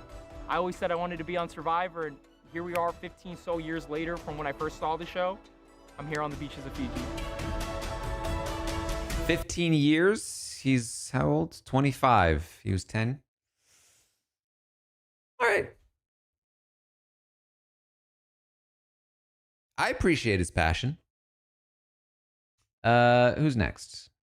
Sage. 30 years old, from Washington. Clinical social worker. Okay. Intentional, curious, wacky. Why do you want to be part of Survivor? I don't have a philosophical answer for you. Quite simply put, YOLO.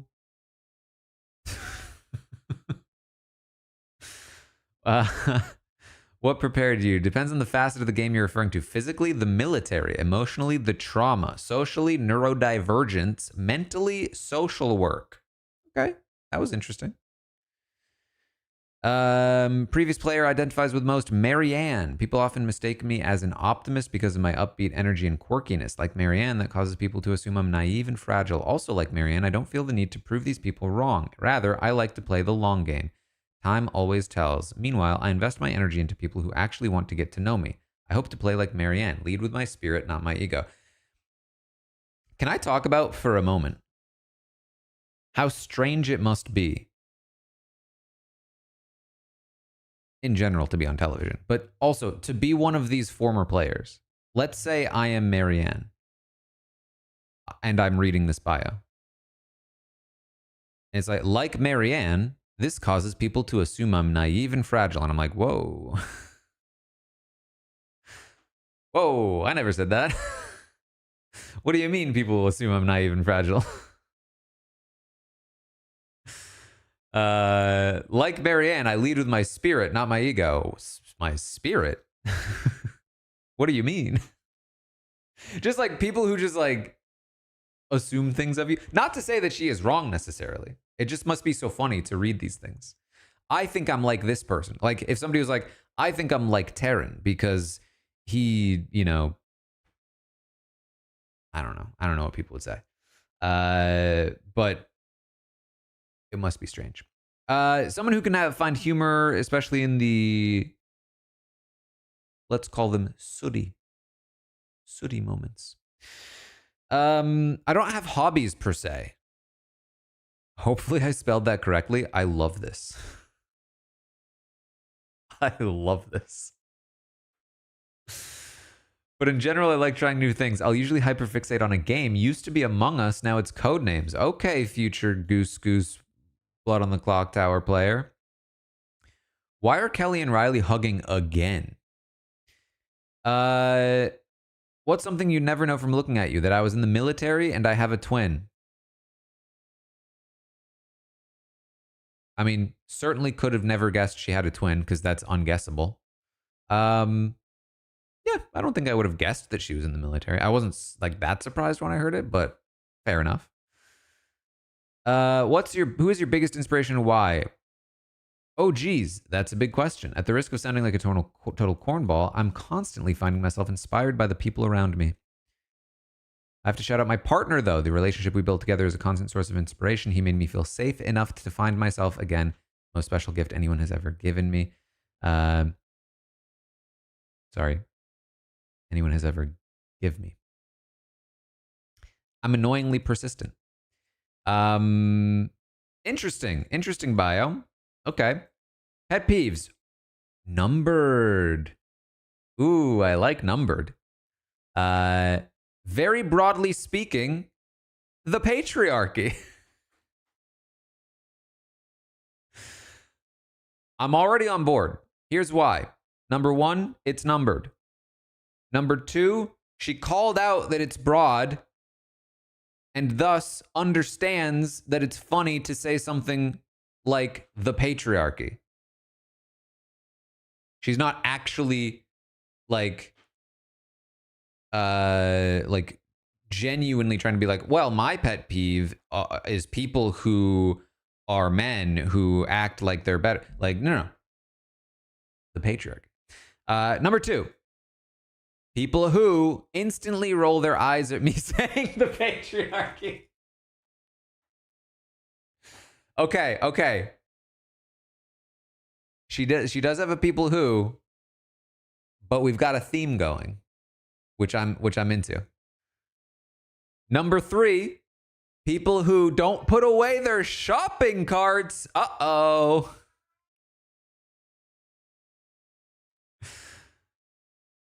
Uh-oh, her and Alex. Alliance?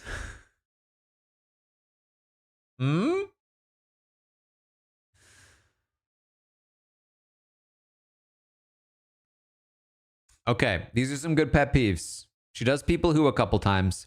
Is it better than leaf blowers? Yes. Is it better than crunchy peanut butter? Hold on.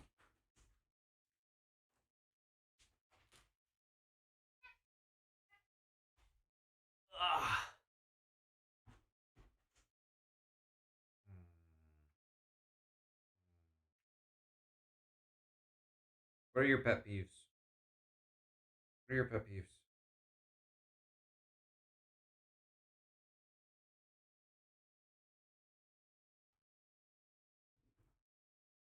Oh.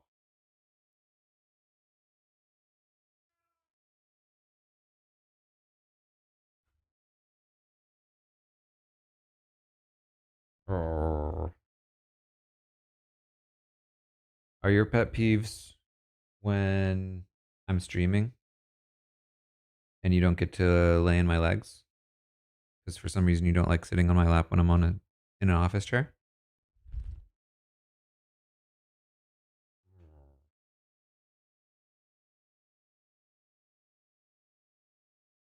All right, Kelly, we have to make a choice. Crunchy peanut butter or the patriarchy? I feel like even just saying it out loud, the choice is made for us. Don't you think? So the next question is texting shorthand or the patriarchy? What do you think? She does say people who. That does take her down a notch.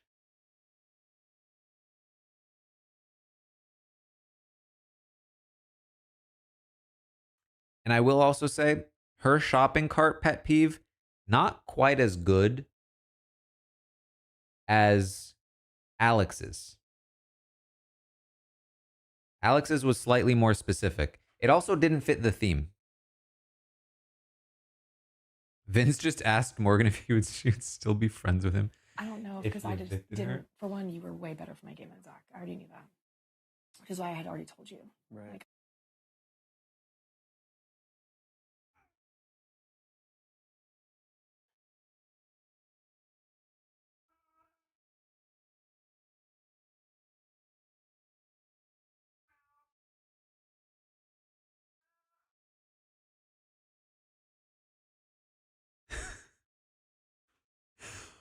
What does he think she's gonna say?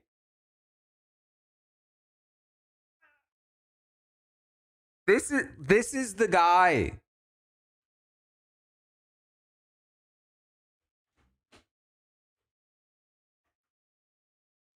I've been thinking about how Derek changed his mind about evicting Zach because Zach was so loyal to him, and how smart actual masterminds will do that. They keep the people that are loyal to them because they know that they can work them. And now I'm imagining Derek breaking down in tears before evicting, like, Caleb, being like, Caleb, will you be friends with me even if I evict you?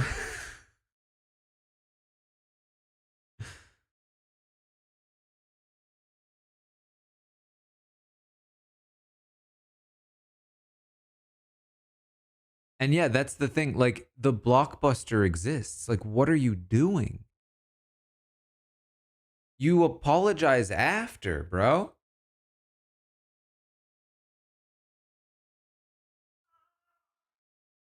Like, what do you think is happening here? She says no, and then what? And then what? You then don't evict her? What are we doing? Look at the kittens, Kelly. Look at the kittens.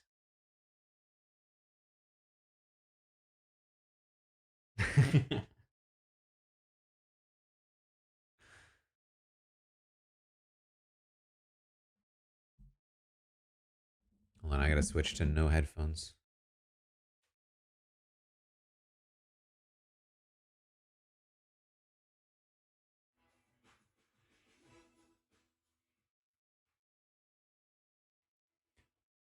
All right, that might be it for the feeds then, because they are on pets again. All right, where were we? We were talking about where Sage fits. I think she's number 2.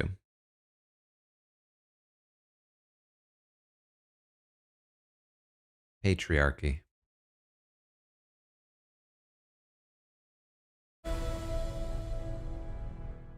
One of the ways I think people would consider me wacky is the fact that I collect pimples in a jar, very specifically blackheads.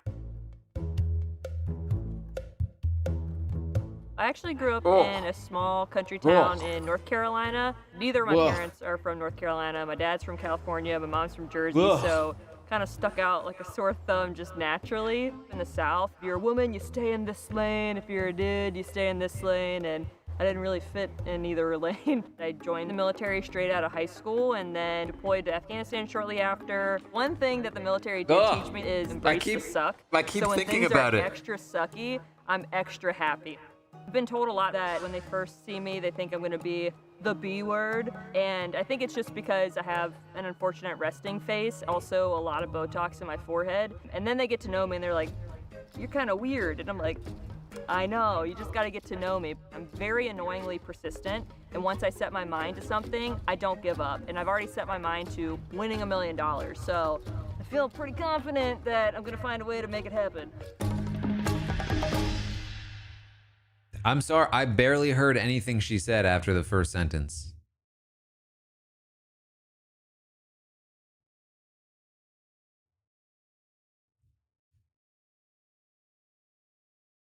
I need to get that out of my brain. Sophie is next. Did I skip Sophie? No, that's Savannah. Here's Sophie. 27 years old, from Miami. Entrepreneur, spicy, thoughtful, relentless. Just like D, Survivor is a symbol of my American dream.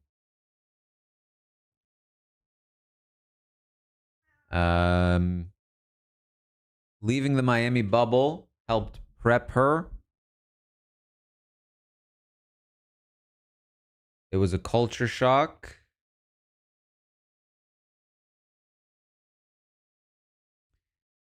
She doesn't want to sound naive, but she wants to play her own game, inspired by Natalie, Suri, and Genevieve. Strategic and ruthless, but very strong emotional connections. Want someone who will be real with her when I'm being too much. Ooh. Ooh. Always look out for people who call themselves too much.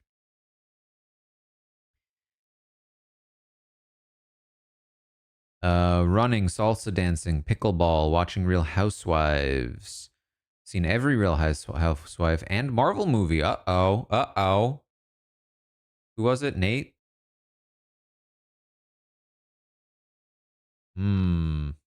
That's an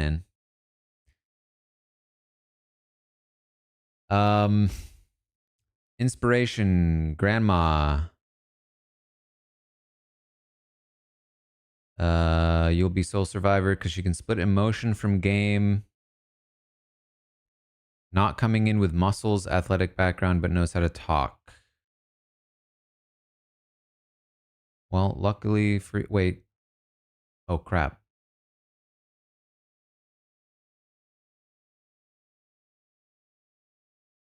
Did I just get catfished?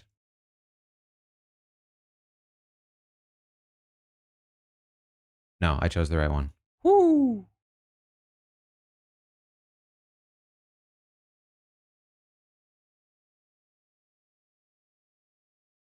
You have to be loyal to yourself. Okay.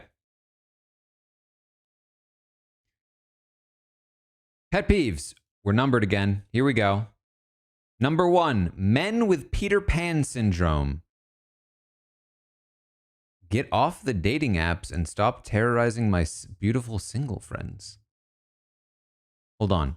She said Peter Pan syndrome, and I went, I wonder what that is. Oh, it's probably like being a child too much. But then she said, get off the dating apps. And I gotta say, that's not what I associate Peter Pan with. Oh, classic Peter Pan, that dog. Always hounding Wendy.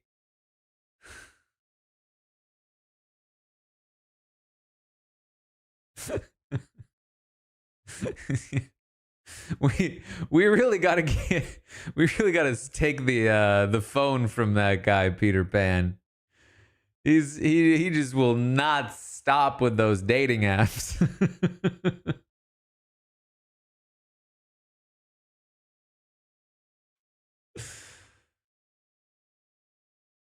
And he's always like in his profile picture, he's like hovering above the ground. Like, we get it, you can fly. Okay.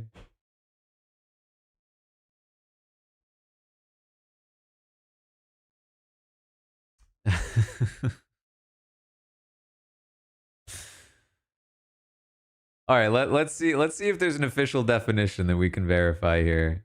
Why is this constant, like, does this ever actually work for anyone?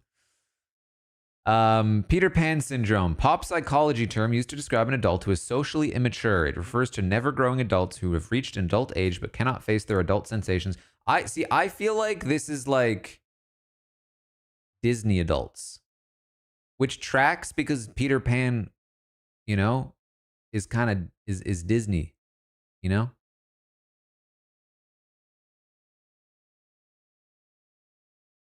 Immaturity, reluctance to grow up, difficulties in social, professional, work relationships.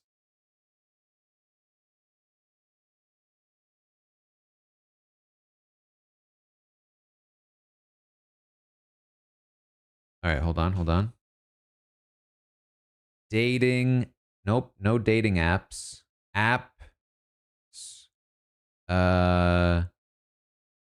Relationships. Signs in relationships. May have difficulties maintaining healthy romantic relationships.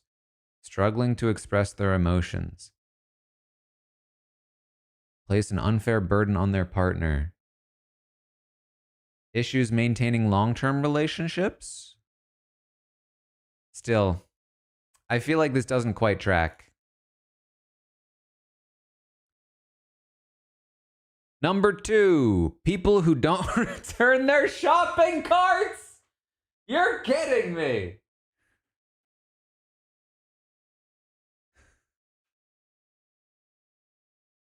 That's wild.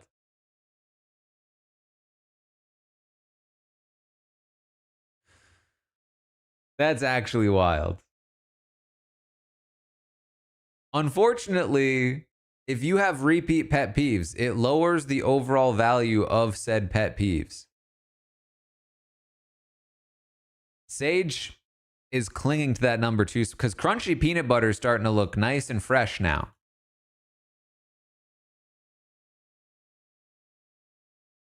And untoasted bagels is starting to look better than shopping carts left in the aisle. But she was surrounded by a lot of bad ones.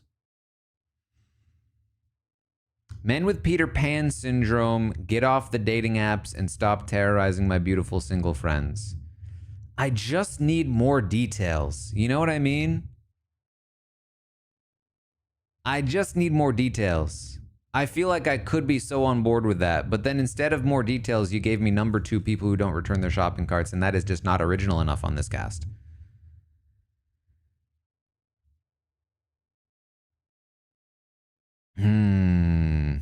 It's gotta be below untoasted bagels, but it is above bullies or whack. Sophie. Peter Pan. We're gonna have to revisit Sage and Jawan though. As shopping carts diminishes. All right, let's hear. I want to do is have a dominating alliance. And I'm going to start by picking the biggest guy or the biggest girl in my group and having them be my meat shield. Meat shield. I was born and raised in Miami. My parents grew up in Venezuela and Cuba, and they immigrated to America to find the American dream. And so There's I'm a an echo. product of that. It's too I've been loud. working since I was 13 years old, and from all the jobs that I've had, I realized I don't like to work for people. And so I got my master's degree in business. So now I own 3 businesses, and I have 10 employees. They're all men. They're all older than me. So I know how to deal with putting people in their place. I want people to look at me and think, there's no way that this girl's coming for me. And if she is, I'm not worried about it. Is there and then still an that's echo? when I'll strike hot, and they're out of this game. I started watching Survivor when I was 7 years old. My grandmother was actually the biggest fan of Survivor, which is funny because she was a Cuban immigrant who didn't speak a lick of English. But Survivor taught her how. We watched the show together, and she thought Jeff was the hottest guy on the planet.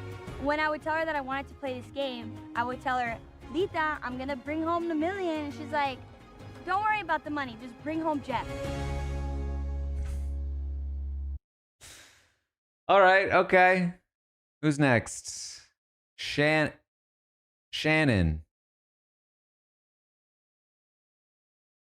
Shannon Fairweather. 28 years old from Boston. Wellness specialist. Okay. We're already on strange terms here. 3 words to describe you. Free. Passionate. I make things happen. Faithful. Spunky. Confident. In love with life.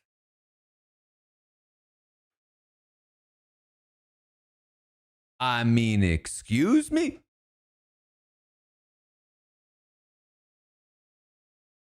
That is so many more than 3 words.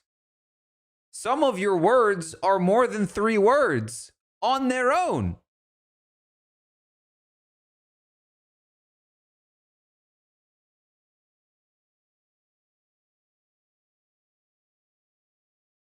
All right. Been watching since she was 8. Love a good adventure, pressure cooker. Oh, I can put headphones back in anyway.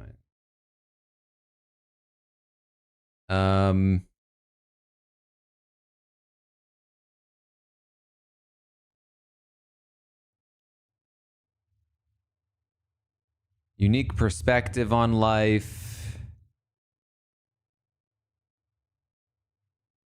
I believe I have some unique perspectives on life I would love to share. Okay. What's one life experience that's prepared you? Yoga meditation practice. Growing with entrepreneurial parents. Being from Boston. Growing up with Patriot Dynasty. Identifies most with Jam Jam, Boston Rob, with the Boston grit, Marianne, Parvati. Wants somebody with a kind heart, loyalty, communication, driven. Hobbies. I run a virtual women's community and host yoga and meditation events. Her Vibes. Sorry. Called Her Vibes. Running Her Vibe. Is it Vibes or Vibe? With like-minded women. Listening to bangers. Parentheses. Great tunes.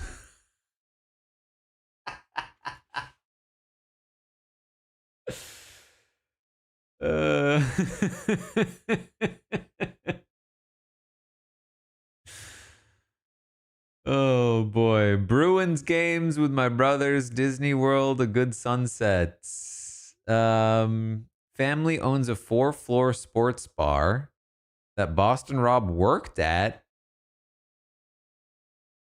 When I was 17, doctors found cancer in my bladder. Did not have to do chemo.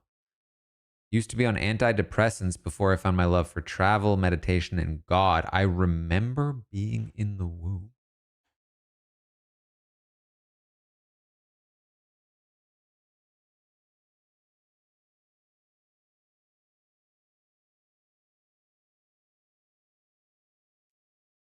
Yep.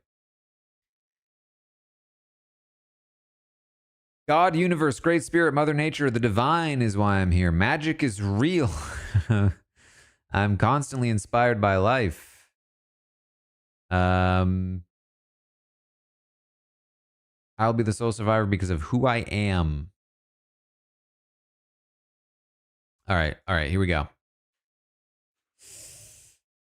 I have high expectations for these pet peeves. We got 4 lines. My pet peeves are when I have pet peeves. Hold on. My pet peeves are when I have pet peeves. My pet peeves, plural, are when I have pet peeves. I mean, that seems devastating. That seems like an inescapable loop.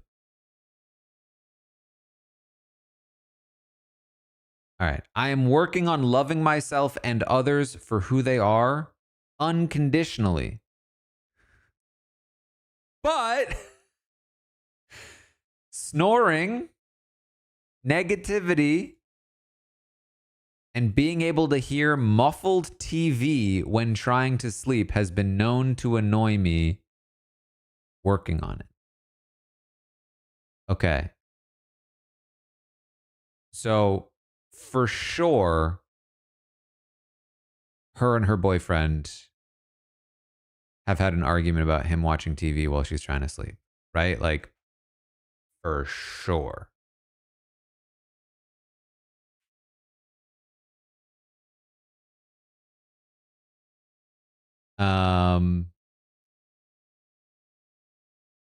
Honestly, the best one here is my pet peeves or when I have pet peeves. It just doesn't really make sense. I think I get what she's trying to say. But it's almost like she does, like she's trying to remove herself from the whole concept. This is like the pet peeve equivalent of remembering being in the womb. It just doesn't work that way. Also, pet peeves are not things that happen to you. They are things that exist in you. It's not like I think what she's trying to say is that, like, in the moment when she's trying to sleep and hears muffled TV, she's annoyed that she's annoyed. But what she's actually saying is she's annoyed that annoyances exist. No, she's annoyed that she gets annoyed generally at things. No, she's annoyed that she has things that annoy her. Yes.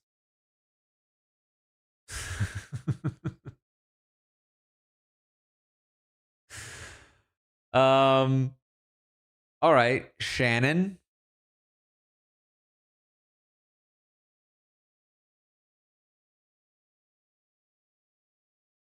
I would say this is below bullies or whack.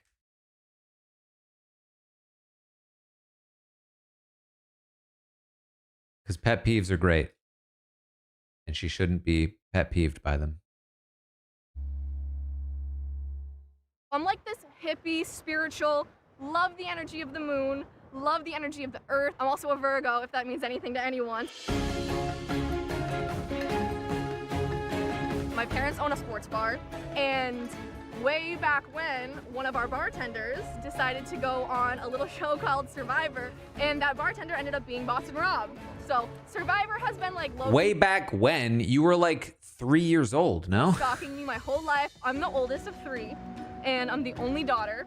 So I've always had a little boss energy. Okay, a lot of boss energy. My parents always said, Shannon, the world doesn't revolve around you. That's true. And then She I realized, remembers like, everything. That actually does. I create my own reality. So I'm this mix of like the classic Donnie Wahlberg, Mark Wahlberg, Bostonian guy with like a Stevie Nicks, Ram Dass essence to me as well. Are I we think really when you bring the two aspiring together, to be a you get this Wahlberg? really divine, really wonderful combination of a masculine and feminine energy that has gotten me here to I wouldn't Survivor. exactly call the Wahlbergs divine.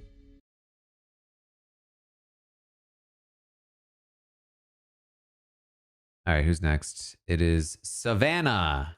Okay, here we go. Savannah, 31, from Atlanta, a former reporter. Oh, yeah, I remember doing research on Savannah. Adventurous, no nonsense, and curious. Okay, all right. Another one of these. Easiest a million she'll ever make. She's been a huge fan of the show since season 1. She is 31 years old. That is 2 years younger than me, which means she would have been 6 when season 1 aired. It has brought me so much joy and created a community for me amongst family and friends. Ridiculously cool to be something part of this adrenaline junkie. Okay. Through my work as a journalist, I became an expert at connecting with others, building trust. Huge part of my job was getting people to trust me with some of the most intimate details of their lives. Fair enough. I identify most, or I'm going to embody Kim Spradlin and Dee. Trust is the core of a successful alliance. Yes. Favorite hobbies: yoga, Pilates, hiking. I'm a big solo traveler. She does not look like she would not be a solo. That is not surprising at all. That is not something I would never know from looking at her.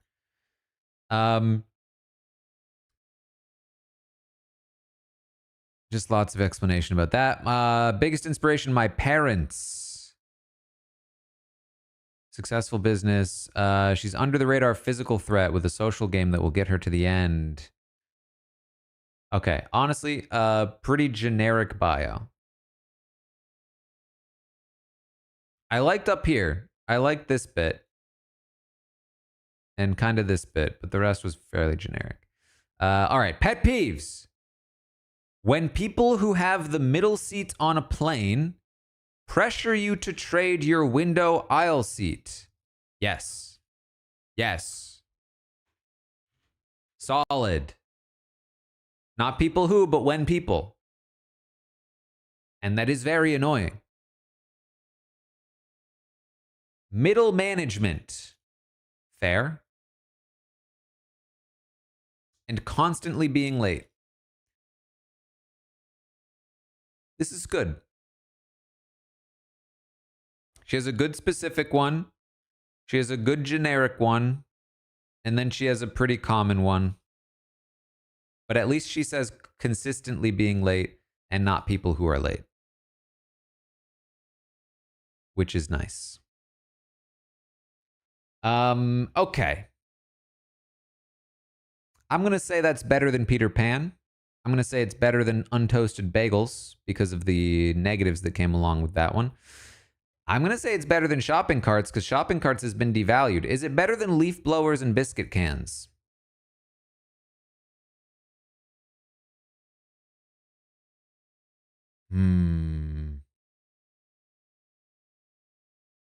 I'm going to have to say no. I think biscuit cans are more fun. Savannah. Middle seat pressures.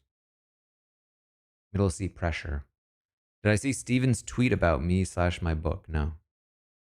Oh, he got it.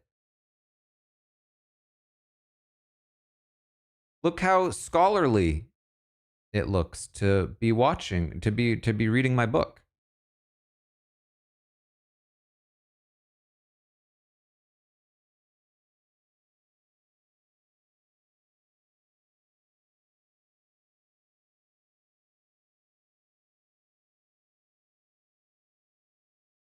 Okay.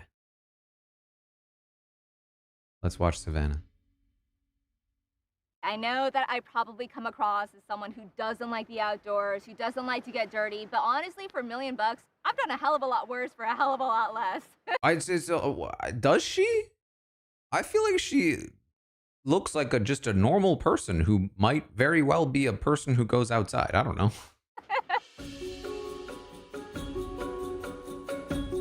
I was a happy surprise for my parents. They were young and they weren't necessarily prepared to have me. So when I was born, they were on welfare, but they worked their butts off to give my brother and myself like literally any opportunity we ever wanted. I wanted to make a positive impact in the world. And I thought that my best way of doing that was to become a journalist. And after about 10 years, I was very burnt out.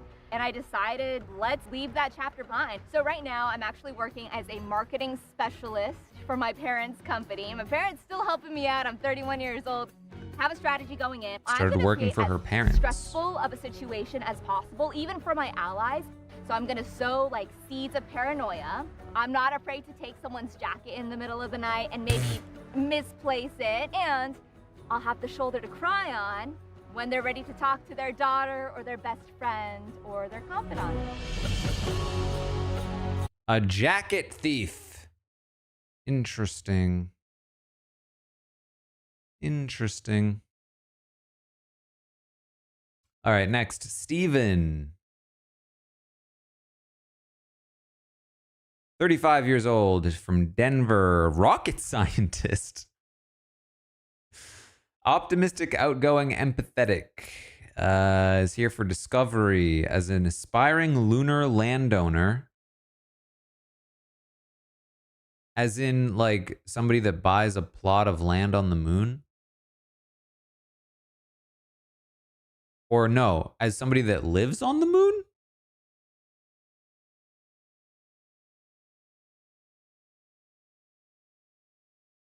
Anyway.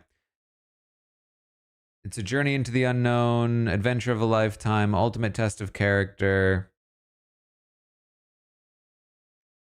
Grew up with hearing loss, undiagnosed until early 20s.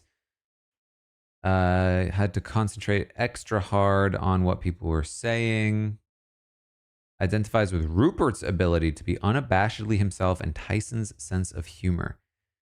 Play most like Charlie from season 46. Wants somebody who has an unwavering ability to tolerate his arsenal of bad jokes.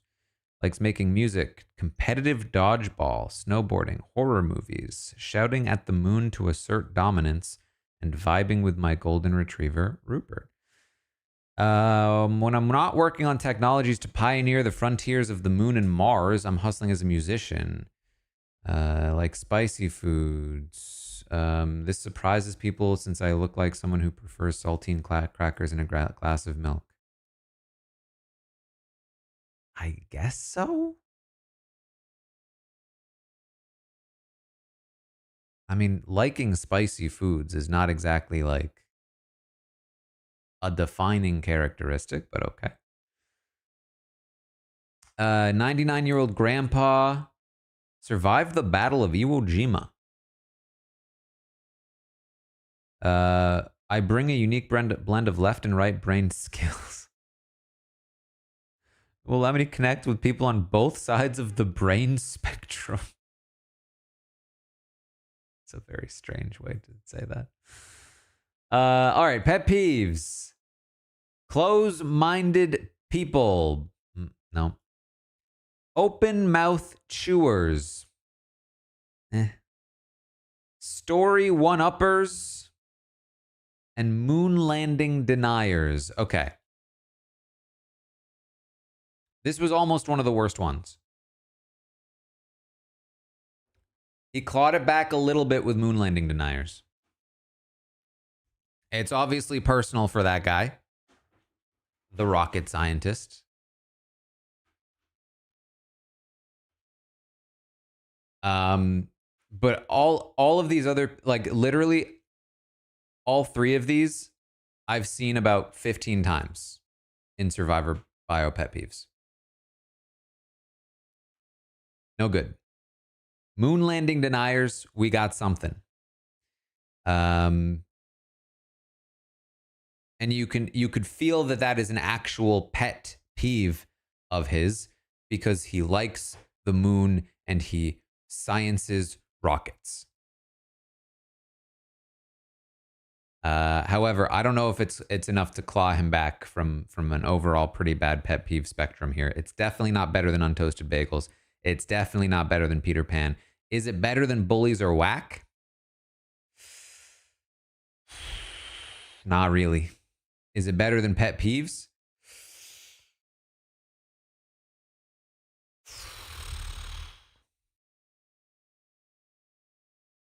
Yes. Moon landing deniers.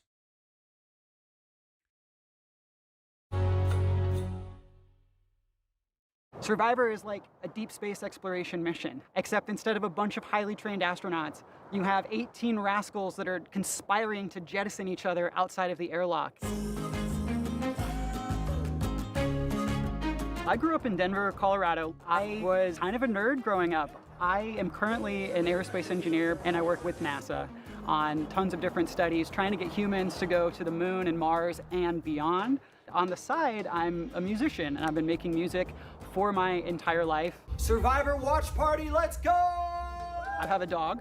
His name's Rupert, after Rupert from the Pearl Islands. I just fell in love with Rupert during COVID, and Rupert's season was the first one I watched. I have a beautiful girlfriend. She's the one that encouraged me to stop talking about applying. Every time Jeff is there, like, just apply. I'd be like, I could win this game. I could play this game. She's like, then do it. Okay. Who's next? Sophie. I think she's the last one. This is the other Sophie. 31 years old, from New York, a strategy associate. Loud, funny, competitive. I've wanted to go on Survivor since I watched All Stars when I was 9. A lifelong fan. I thought playing Survivor would be a blast. Business school has prepared her for the game. I wonder if she got really good grades. Previous player she identifies with most. Rachel, my archangel of alternates. Oh. Me, also an alternate. Okay. Values honesty and an alliance partner. Favorite hobbies, surfing, going to concerts, the gym, trying new restaurants, reality TV. What's something you would never know from looking at me? I play the violin and I am very handy. I'm in the orchestra at work. And handiness, I have a full toolbox and love building / fixing things. Fair enough. Biggest inspiration why? My mom. She raised 4 kids while getting her PhD, so she could be a professor while practicing physical therapy. You're never too old to try something new and succeed at it. I have a hack for bringing people together. Pet peeves. Slow walkers. Always a classic. It's not people who, but it's close. So. Restaurants that make you wait for your whole party to sit. Is that a problem?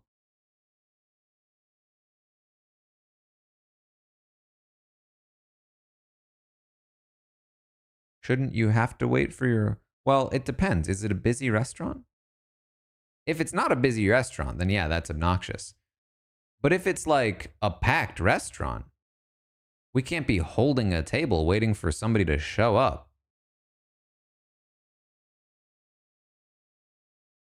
Well, boy, thank you for the subscription. Welcome to Robot Army. But the table is right there. But what if your people never show up and they have to give the table to someone else? Oh, listen, if you have a reservation, yeah, that's a whole other story. You have a reservation, you get the table. I don't care how many people are there. I feel like there's a lot of details that are important to this pet peeve. Slow walkers is always good, but it is a little bit generic here. Needing the whole party. I want more specifics about that. Yeah, it is also like, what percentage is missing? Are we talking about like 2 of you are there of 15, or are we talking about like, you know, like 9 of you are there of 10, you know? And is the place busy? Is there a wait, you know, like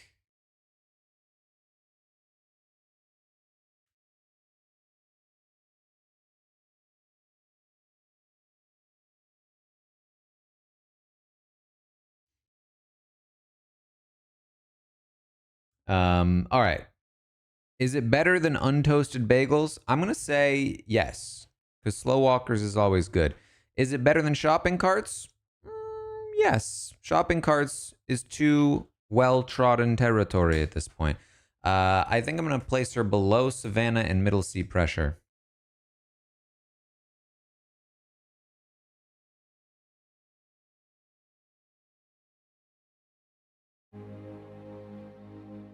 Pink and orange. I couldn't pick, so I was like, why not both? If these go far, then I'm giving everybody my manicurist's name.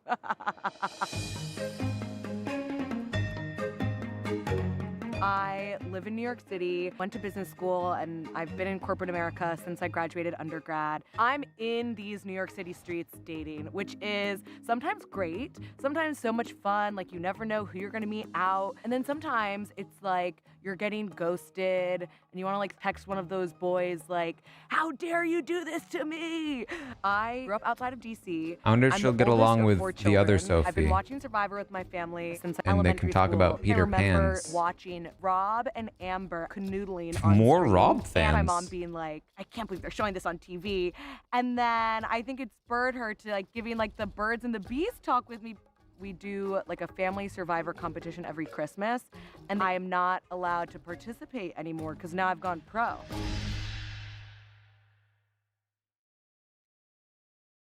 All right. Final thing we need to do. We need to reevaluate Sage's patriarchy plus shopping cart.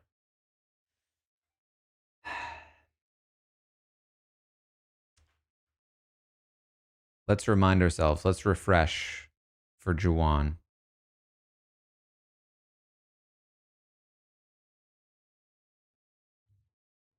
Crunchy peanut butter. If you eat that around me, we can't be friends. People who talk loudly in a movie theater. I forgot he also had a solid one in people who talk loudly in a movie theater. It is a people who, which is not great. But Sage is also a people who. Yep. And she's just not original with the shopping carts. I think we have to demote her below Jawan. Crunchy peanut butter becomes number 2. But number 1 remains at the top. Sir Matt's listening to someone incorporate texting shorthand into a verbal conversation. OMG, LOL. It's perfectly crotchety.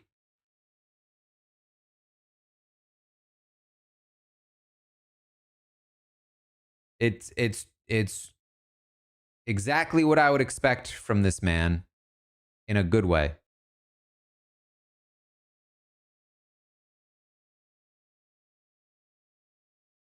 And it's not people who. That's important as well. All right. Overall, I'm going to say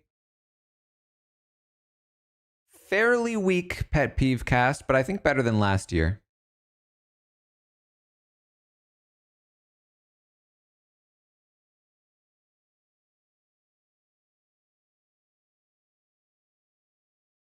I think from about Alex and shopping carts on, Alex, Sophie, Savannah, Annie, Sage, Jawan, Matt, I think they're all fairly solid, but most of the people below them, a bit meh at best. We can look at the hot takes. Alex's hot take. Of course, it's more margarita curse. Don't make me demote your shopping cart, dude. I see TikToks about it.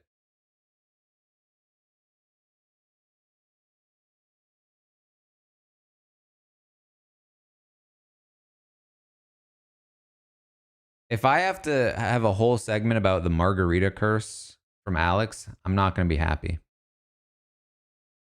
All right, Annie's hot take.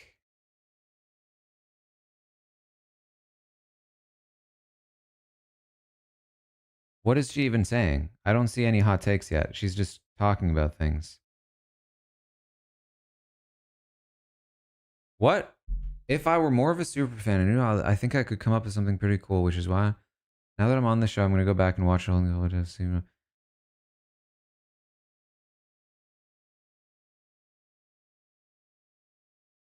There's always a super fan building a puzzle. It could be a different... I don't think she's even saying a hot take.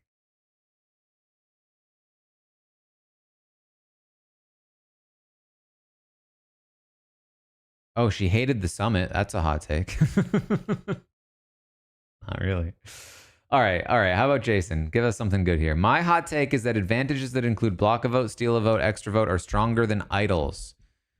There's an aura of threat around the idol. I will argue that the perfectly hidden, nobody knows about idol is still quite strong. I think that steal a vote is still stronger than that.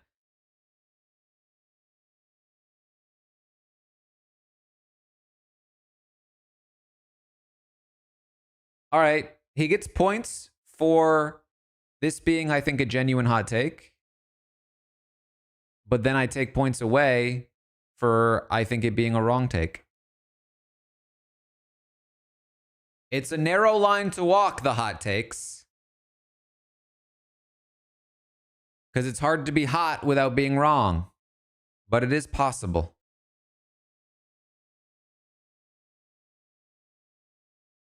All right, second hot take. Might be hotter. The age of the survivor resume is over and should be buried deep into the ground. We are not looking for people with the best stats. You can pull off amazing blindsides, but my criteria is how much control and how much awareness did you have over your own story? What brought you here?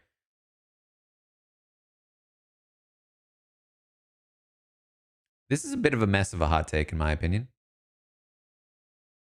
Because number one, being annoyed with the resume talk is not a hot take. That's a pretty cold take. Number two, he's saying the solution to this is that he thinks that, like, it's important to know the game that you played. That is the important, but that is that not just also a resume? Like, well, that's just a different way of saying have a good resume. Know your own story is like create your own resume instead of like is tell your story in a good resume like fashion. I don't know. What he's saying is don't put points, don't tick off points on a chart, right?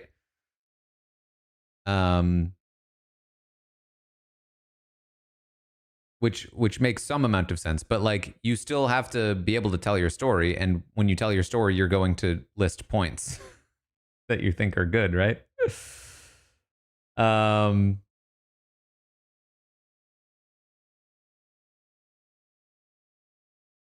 All right. So far, the best hot take is still Jason. Jawan's hot take. I'm on Reddit a lot. I see players like Say and Rome get a lot of heat. Oftentimes they get on my nerves too. I wouldn't want to play with them, but I do think that's what makes Survivor beautiful in a way. We need people that are from different backgrounds that are aggressive. So as much as they might get on my nerves, they need to be on Survivor. We wouldn't be on for 50 seasons if we didn't have people like that.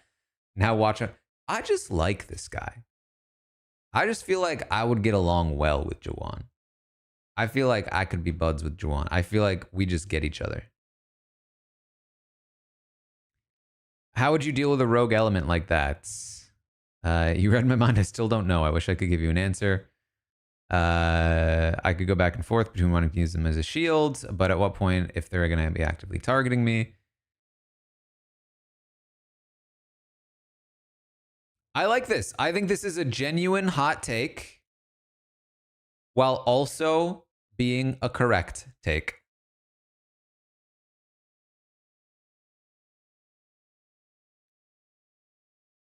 Easily the best one so far. Jeremiah, I love season 2. That's what brought me into Survivor. And season 2 has been full of controversial characters, so we'll leave it at that. But the beef jerky with Jerry is so classic. That is so iconic. Jeremiah, are you trying to tell me? Jeremiah, you had the worst pet peeve. And you are now telling me that your hot take is that you love season 2.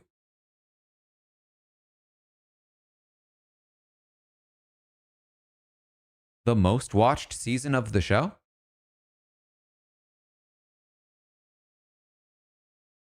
Extremely beloved? Sir.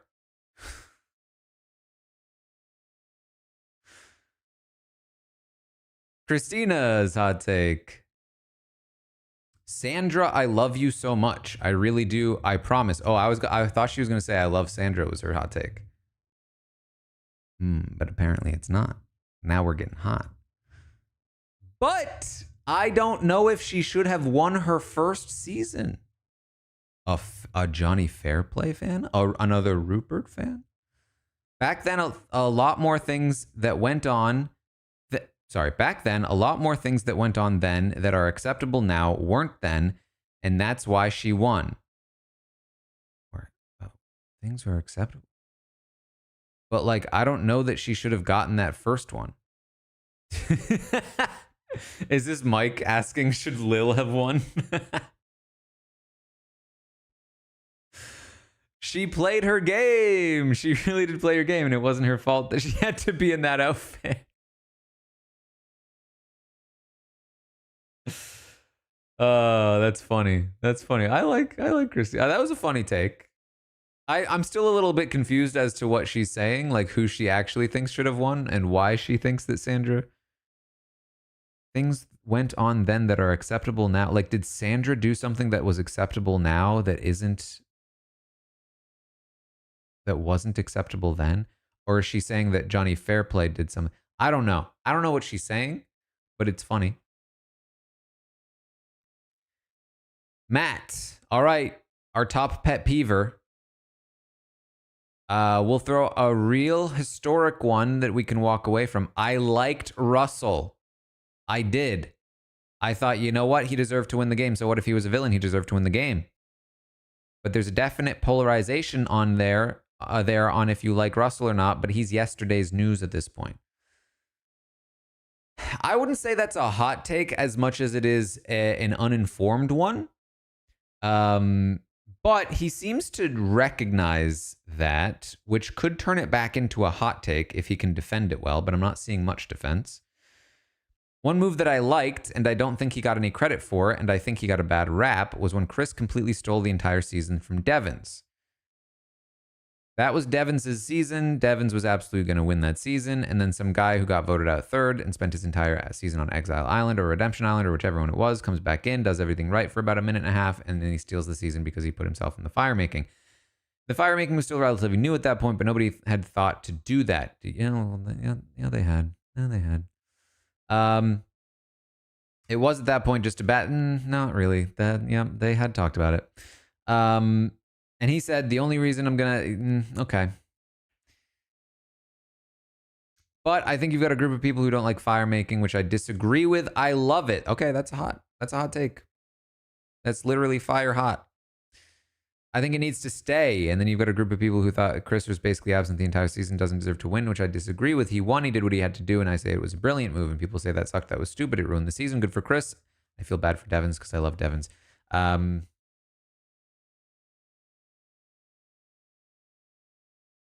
takes, Matt. Bad takes. MC, I know a lot of people disagree on this one, but I think the new era is better than the old era. That's a hot take. That's a hot take. Let's see what the defense is. I know it's going to have people up in arms. I see the comments. Y'all are the people who just don't like change. They want things like, we're stuck in the old times. I love the new era. The new era is what got me into Survivor. Okay.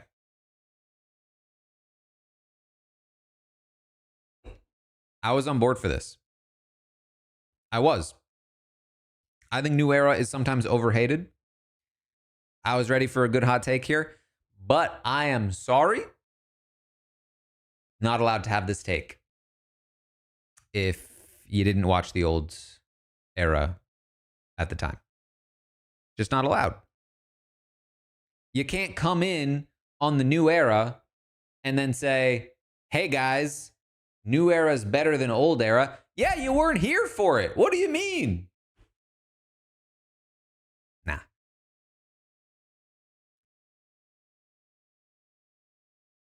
It's much faster, more interesting to watch. Let us be hungry. I have no issue with it. Okay. She had me at first, but then she lost me. Nate, hot take. I hate the Final Four fire advantage. Is a good take, but it's ice cold.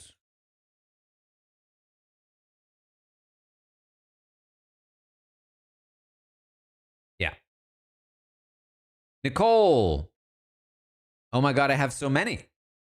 I love juicy tribal council where people are complaining and yelling at each other, asking hard questions. I love that. I miss that because I feel like now it's kumbaya, which I'm totally about. The world has changed. We need to change with it. I'm totally a symbol of that. Look at me. But I want hard, gross questions. I want people yelling. Okay, good take. Is it hot? I'd say it's warm. I'd say that's a warm take, and it's a good take. Am I prepared? Are you prepared to step into the arena yourself? I mean, ideally, I'm in sitting in the final three. I'm the one ducking, duking, whatever. The thing that Russell Hantz will never understand is that you need the jury to vote for you. My hot take is this concept of X or Y should have won. That is not a thing. The Kenzie Charlie thing, for example. Charlie should have won. That doesn't make sense. If Charlie should have won, he would have won. They voted Kenzie. Maria, she voted Kenzie because Kenzie in that moment convinced her enough, and Charlie in that moment screwed her over so hard, and in a way that was not productive for him. That concept doesn't make any sense. And I am not going to be someone where, let's say I get shafted of the winner for whatever reason. I'm not going to say, well, I should have won X. Should have won because that doesn't make it. That's my hot take. No. Bad take. Bad take. It's not particularly hot, and it's also bad.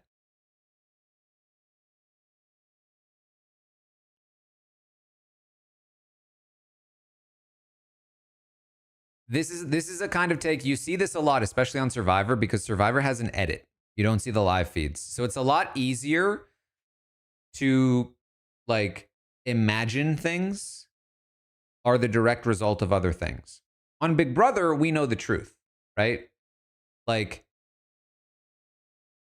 something can happen and it has absolutely nothing to do with what another person did. Like, Zach didn't use his veto, not because he was convinced or tricked into it. It's just because he's a dummy and didn't use the veto. You know what I mean? Like, he talked himself into that. Nobody knew that he had the veto. Nobody actively worked on him to not use the veto because nobody knew he didn't have one. Or nobody knew he had one. Sometimes things just happen. It is not necessarily a direct result of another thing. So Kenzie did not necessarily in that moment convince her enough. That is not exactly what happened here. People have their own agency. And sometimes people just decide, regardless of who the other person is, that person could be a bottle of ketchup. And they would still vote for the bottle of ketchup.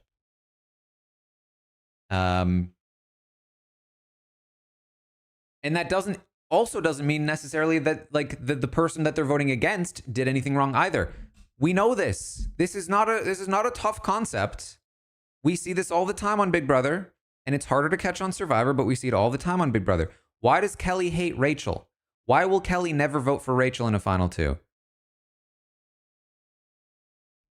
She just didn't come in feeling that way. Why did people not like Taylor coming in? Was that Taylor's fault? Did Taylor do something wrong to not earn the jury votes that she might not have gotten at that point from those people? If Daniel Durston had been on the jury, would we have said, well, Taylor didn't do enough to get his vote? You know? It's her fault. There is no should have. There is no could have. Like, that's my issue with this take.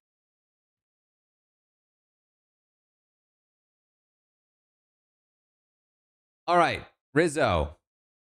2. This isn't a hot take. Maybe for production it's a hot take. But I think they need to bring touchy subjects back. The Majority Alliance can kind of game it, but figure out a way behind it. Don't have the drama be manufactured through advantages and idols. Have the drama be manufactured within the people.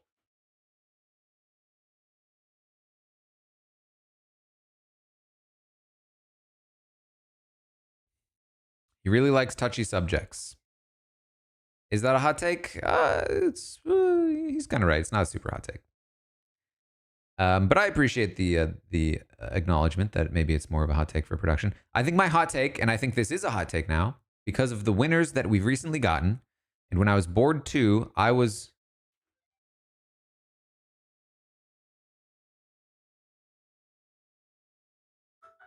ulging through all the winner lists. And I was like, all right, what would I classify? Oh, IGing? Like Instagramming? I don't know.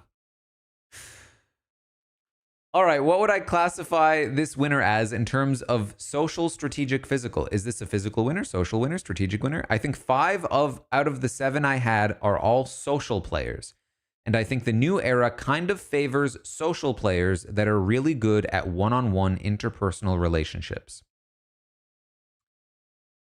He does continue, but I want to stop down here for a moment.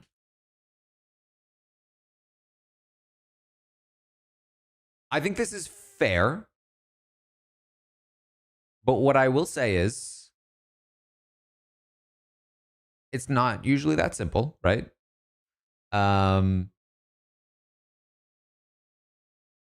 You know, social, strategic, physical. Most people are not one of those things. And if you're watching Survivor, it's maybe difficult to even fully comprehend how much of any one of those things people are. But we'll accept it as a premise for a hotter take here. So I think my hot take is that the best player doesn't always win the season. And the reason why I say it's kind of a hot take is I think a lot of the fandom, whether it's Survivor Twitter or Survivor Reddit, they always say whoever got the jury votes in the end deserves to win. And I agree, if you're in the end and you get the jurors to vote for you, you 100% deserve the win. But I don't think that crowns you the best player. He really loves David Wright. Omer, Jesse, the list goes on. And I think that's not a bad thing. You don't have to be the best player to win the season. But I think a lot of people online say, oh, if you won the season, you're the best player. And I don't think that's true. I agree with that take. I don't know what it has to do with social players winning. And I would say the take is warm. Because I do think that, as we just saw, there is certainly a perspective that is the opposite of that. But this person also thinks that it's a hot take to say the opposite. And he thinks it's a hot take to say this. So I think it's actually a bit mixed. I am pretty firmly on the side of course, the best player doesn't always win. it would quite frankly be ridiculous to say otherwise. But it also depends on how you define best player. If you define best player as the player that wins, then yes, the best player won, but that logic is circular. So it's kind of pointless to say. Either way, it's fair. Sage. It's funny because you always ask this and I'm like, I don't know if I have any. And then it came to me the other night in my tent. I was thinking about it, totally unrelated to this. And I was like, wait, that might be a hot take. I don't know if it is. You'll have to tell me. Okay, here we go. You know how people are like, I want to play an honest game and a game with integrity? I don't think that's possible. If your strategy going in is to play an honest game, that is inherently manipulative because you think that playing an honest game with integrity is going to win you $1 million. So it's strategic in itself. Whoo, we are cooking. Not saying that it's fully dishonest. Again, nuance, people. There's so much gray, but I would say that maybe that would maybe be a hot take. And a common one. What? What? And a common one. Thomas said it. Somebody help me here. What is happening? I don't know why people are so up in arms about 26 days. It's not the only change. They completely forget about the other changes that sort of balance it out. Who is Thomas?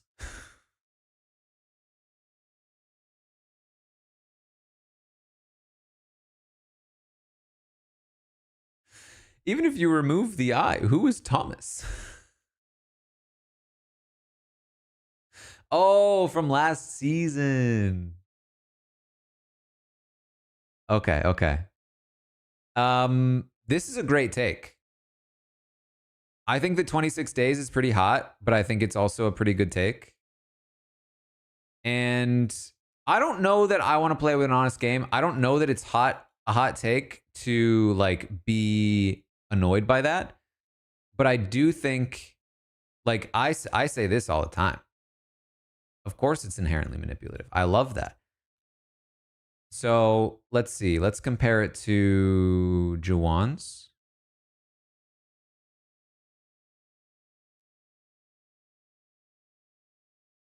Whew. I think Jawan's take is hotter. But I think that Sage's take is more insightful. But this is a hot takeoff. So I think Jawan still takes it. Shannon, what's so funny, Sage and Jawan back at it again. They keep facing off in my battles of how I decide to judge people. Shannon, I don't think the show has potential to be the greatest show on television. I think the show has the greatest potential to be the greatest show on television. I really do, from the aspect of the fact that it's real, spiritual. Okay. I think the show, I'm a huge fan in every aspect. I think lighting wise, I think the way they do the shots, artistry, it's an incredible show. I don't care to be super well known for Big Brother. Like, oh, I'm going on The Bachelor, even though I'm so in love.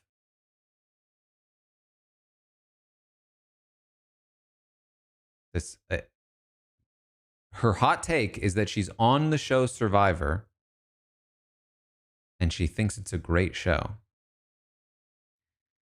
Sophie, I mean, I don't know how hot this is, but I think whoever wins deserves it. I think there's a conversation about that. Listen, she's making Rizzo's hot take hotter.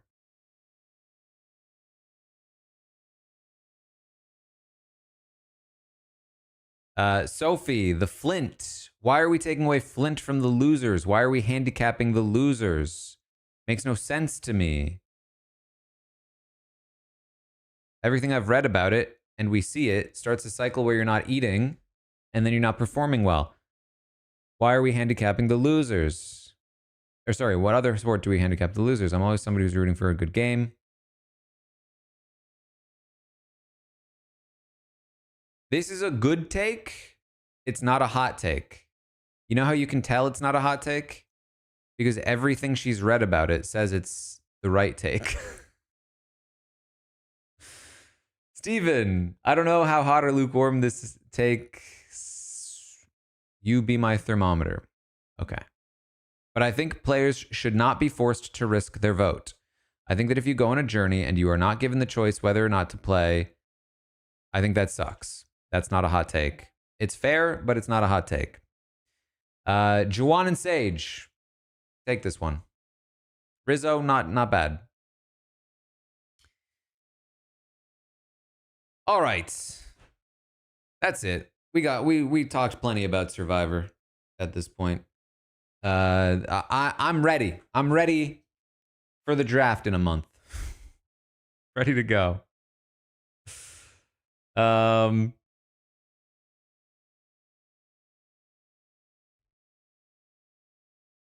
have not watched Julie do the thing yet.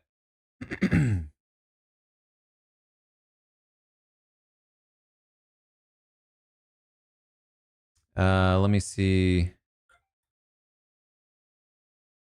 if I can find it real quick.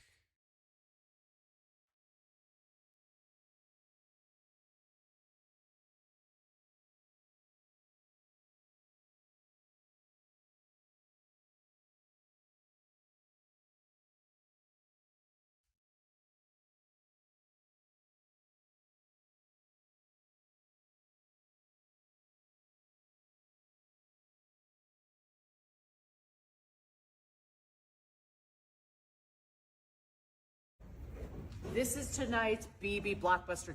Hold on, they're gonna play music and that's gonna copyright strike me.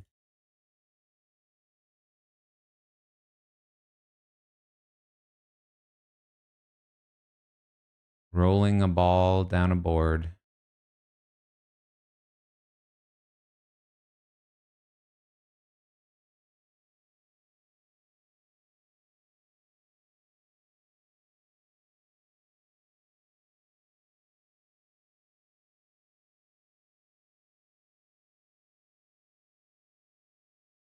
This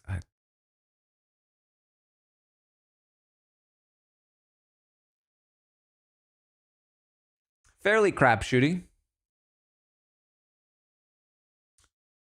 So we'll see. All right, that's it. I'll be back in about an hour for the episode, so stay tuned for that. And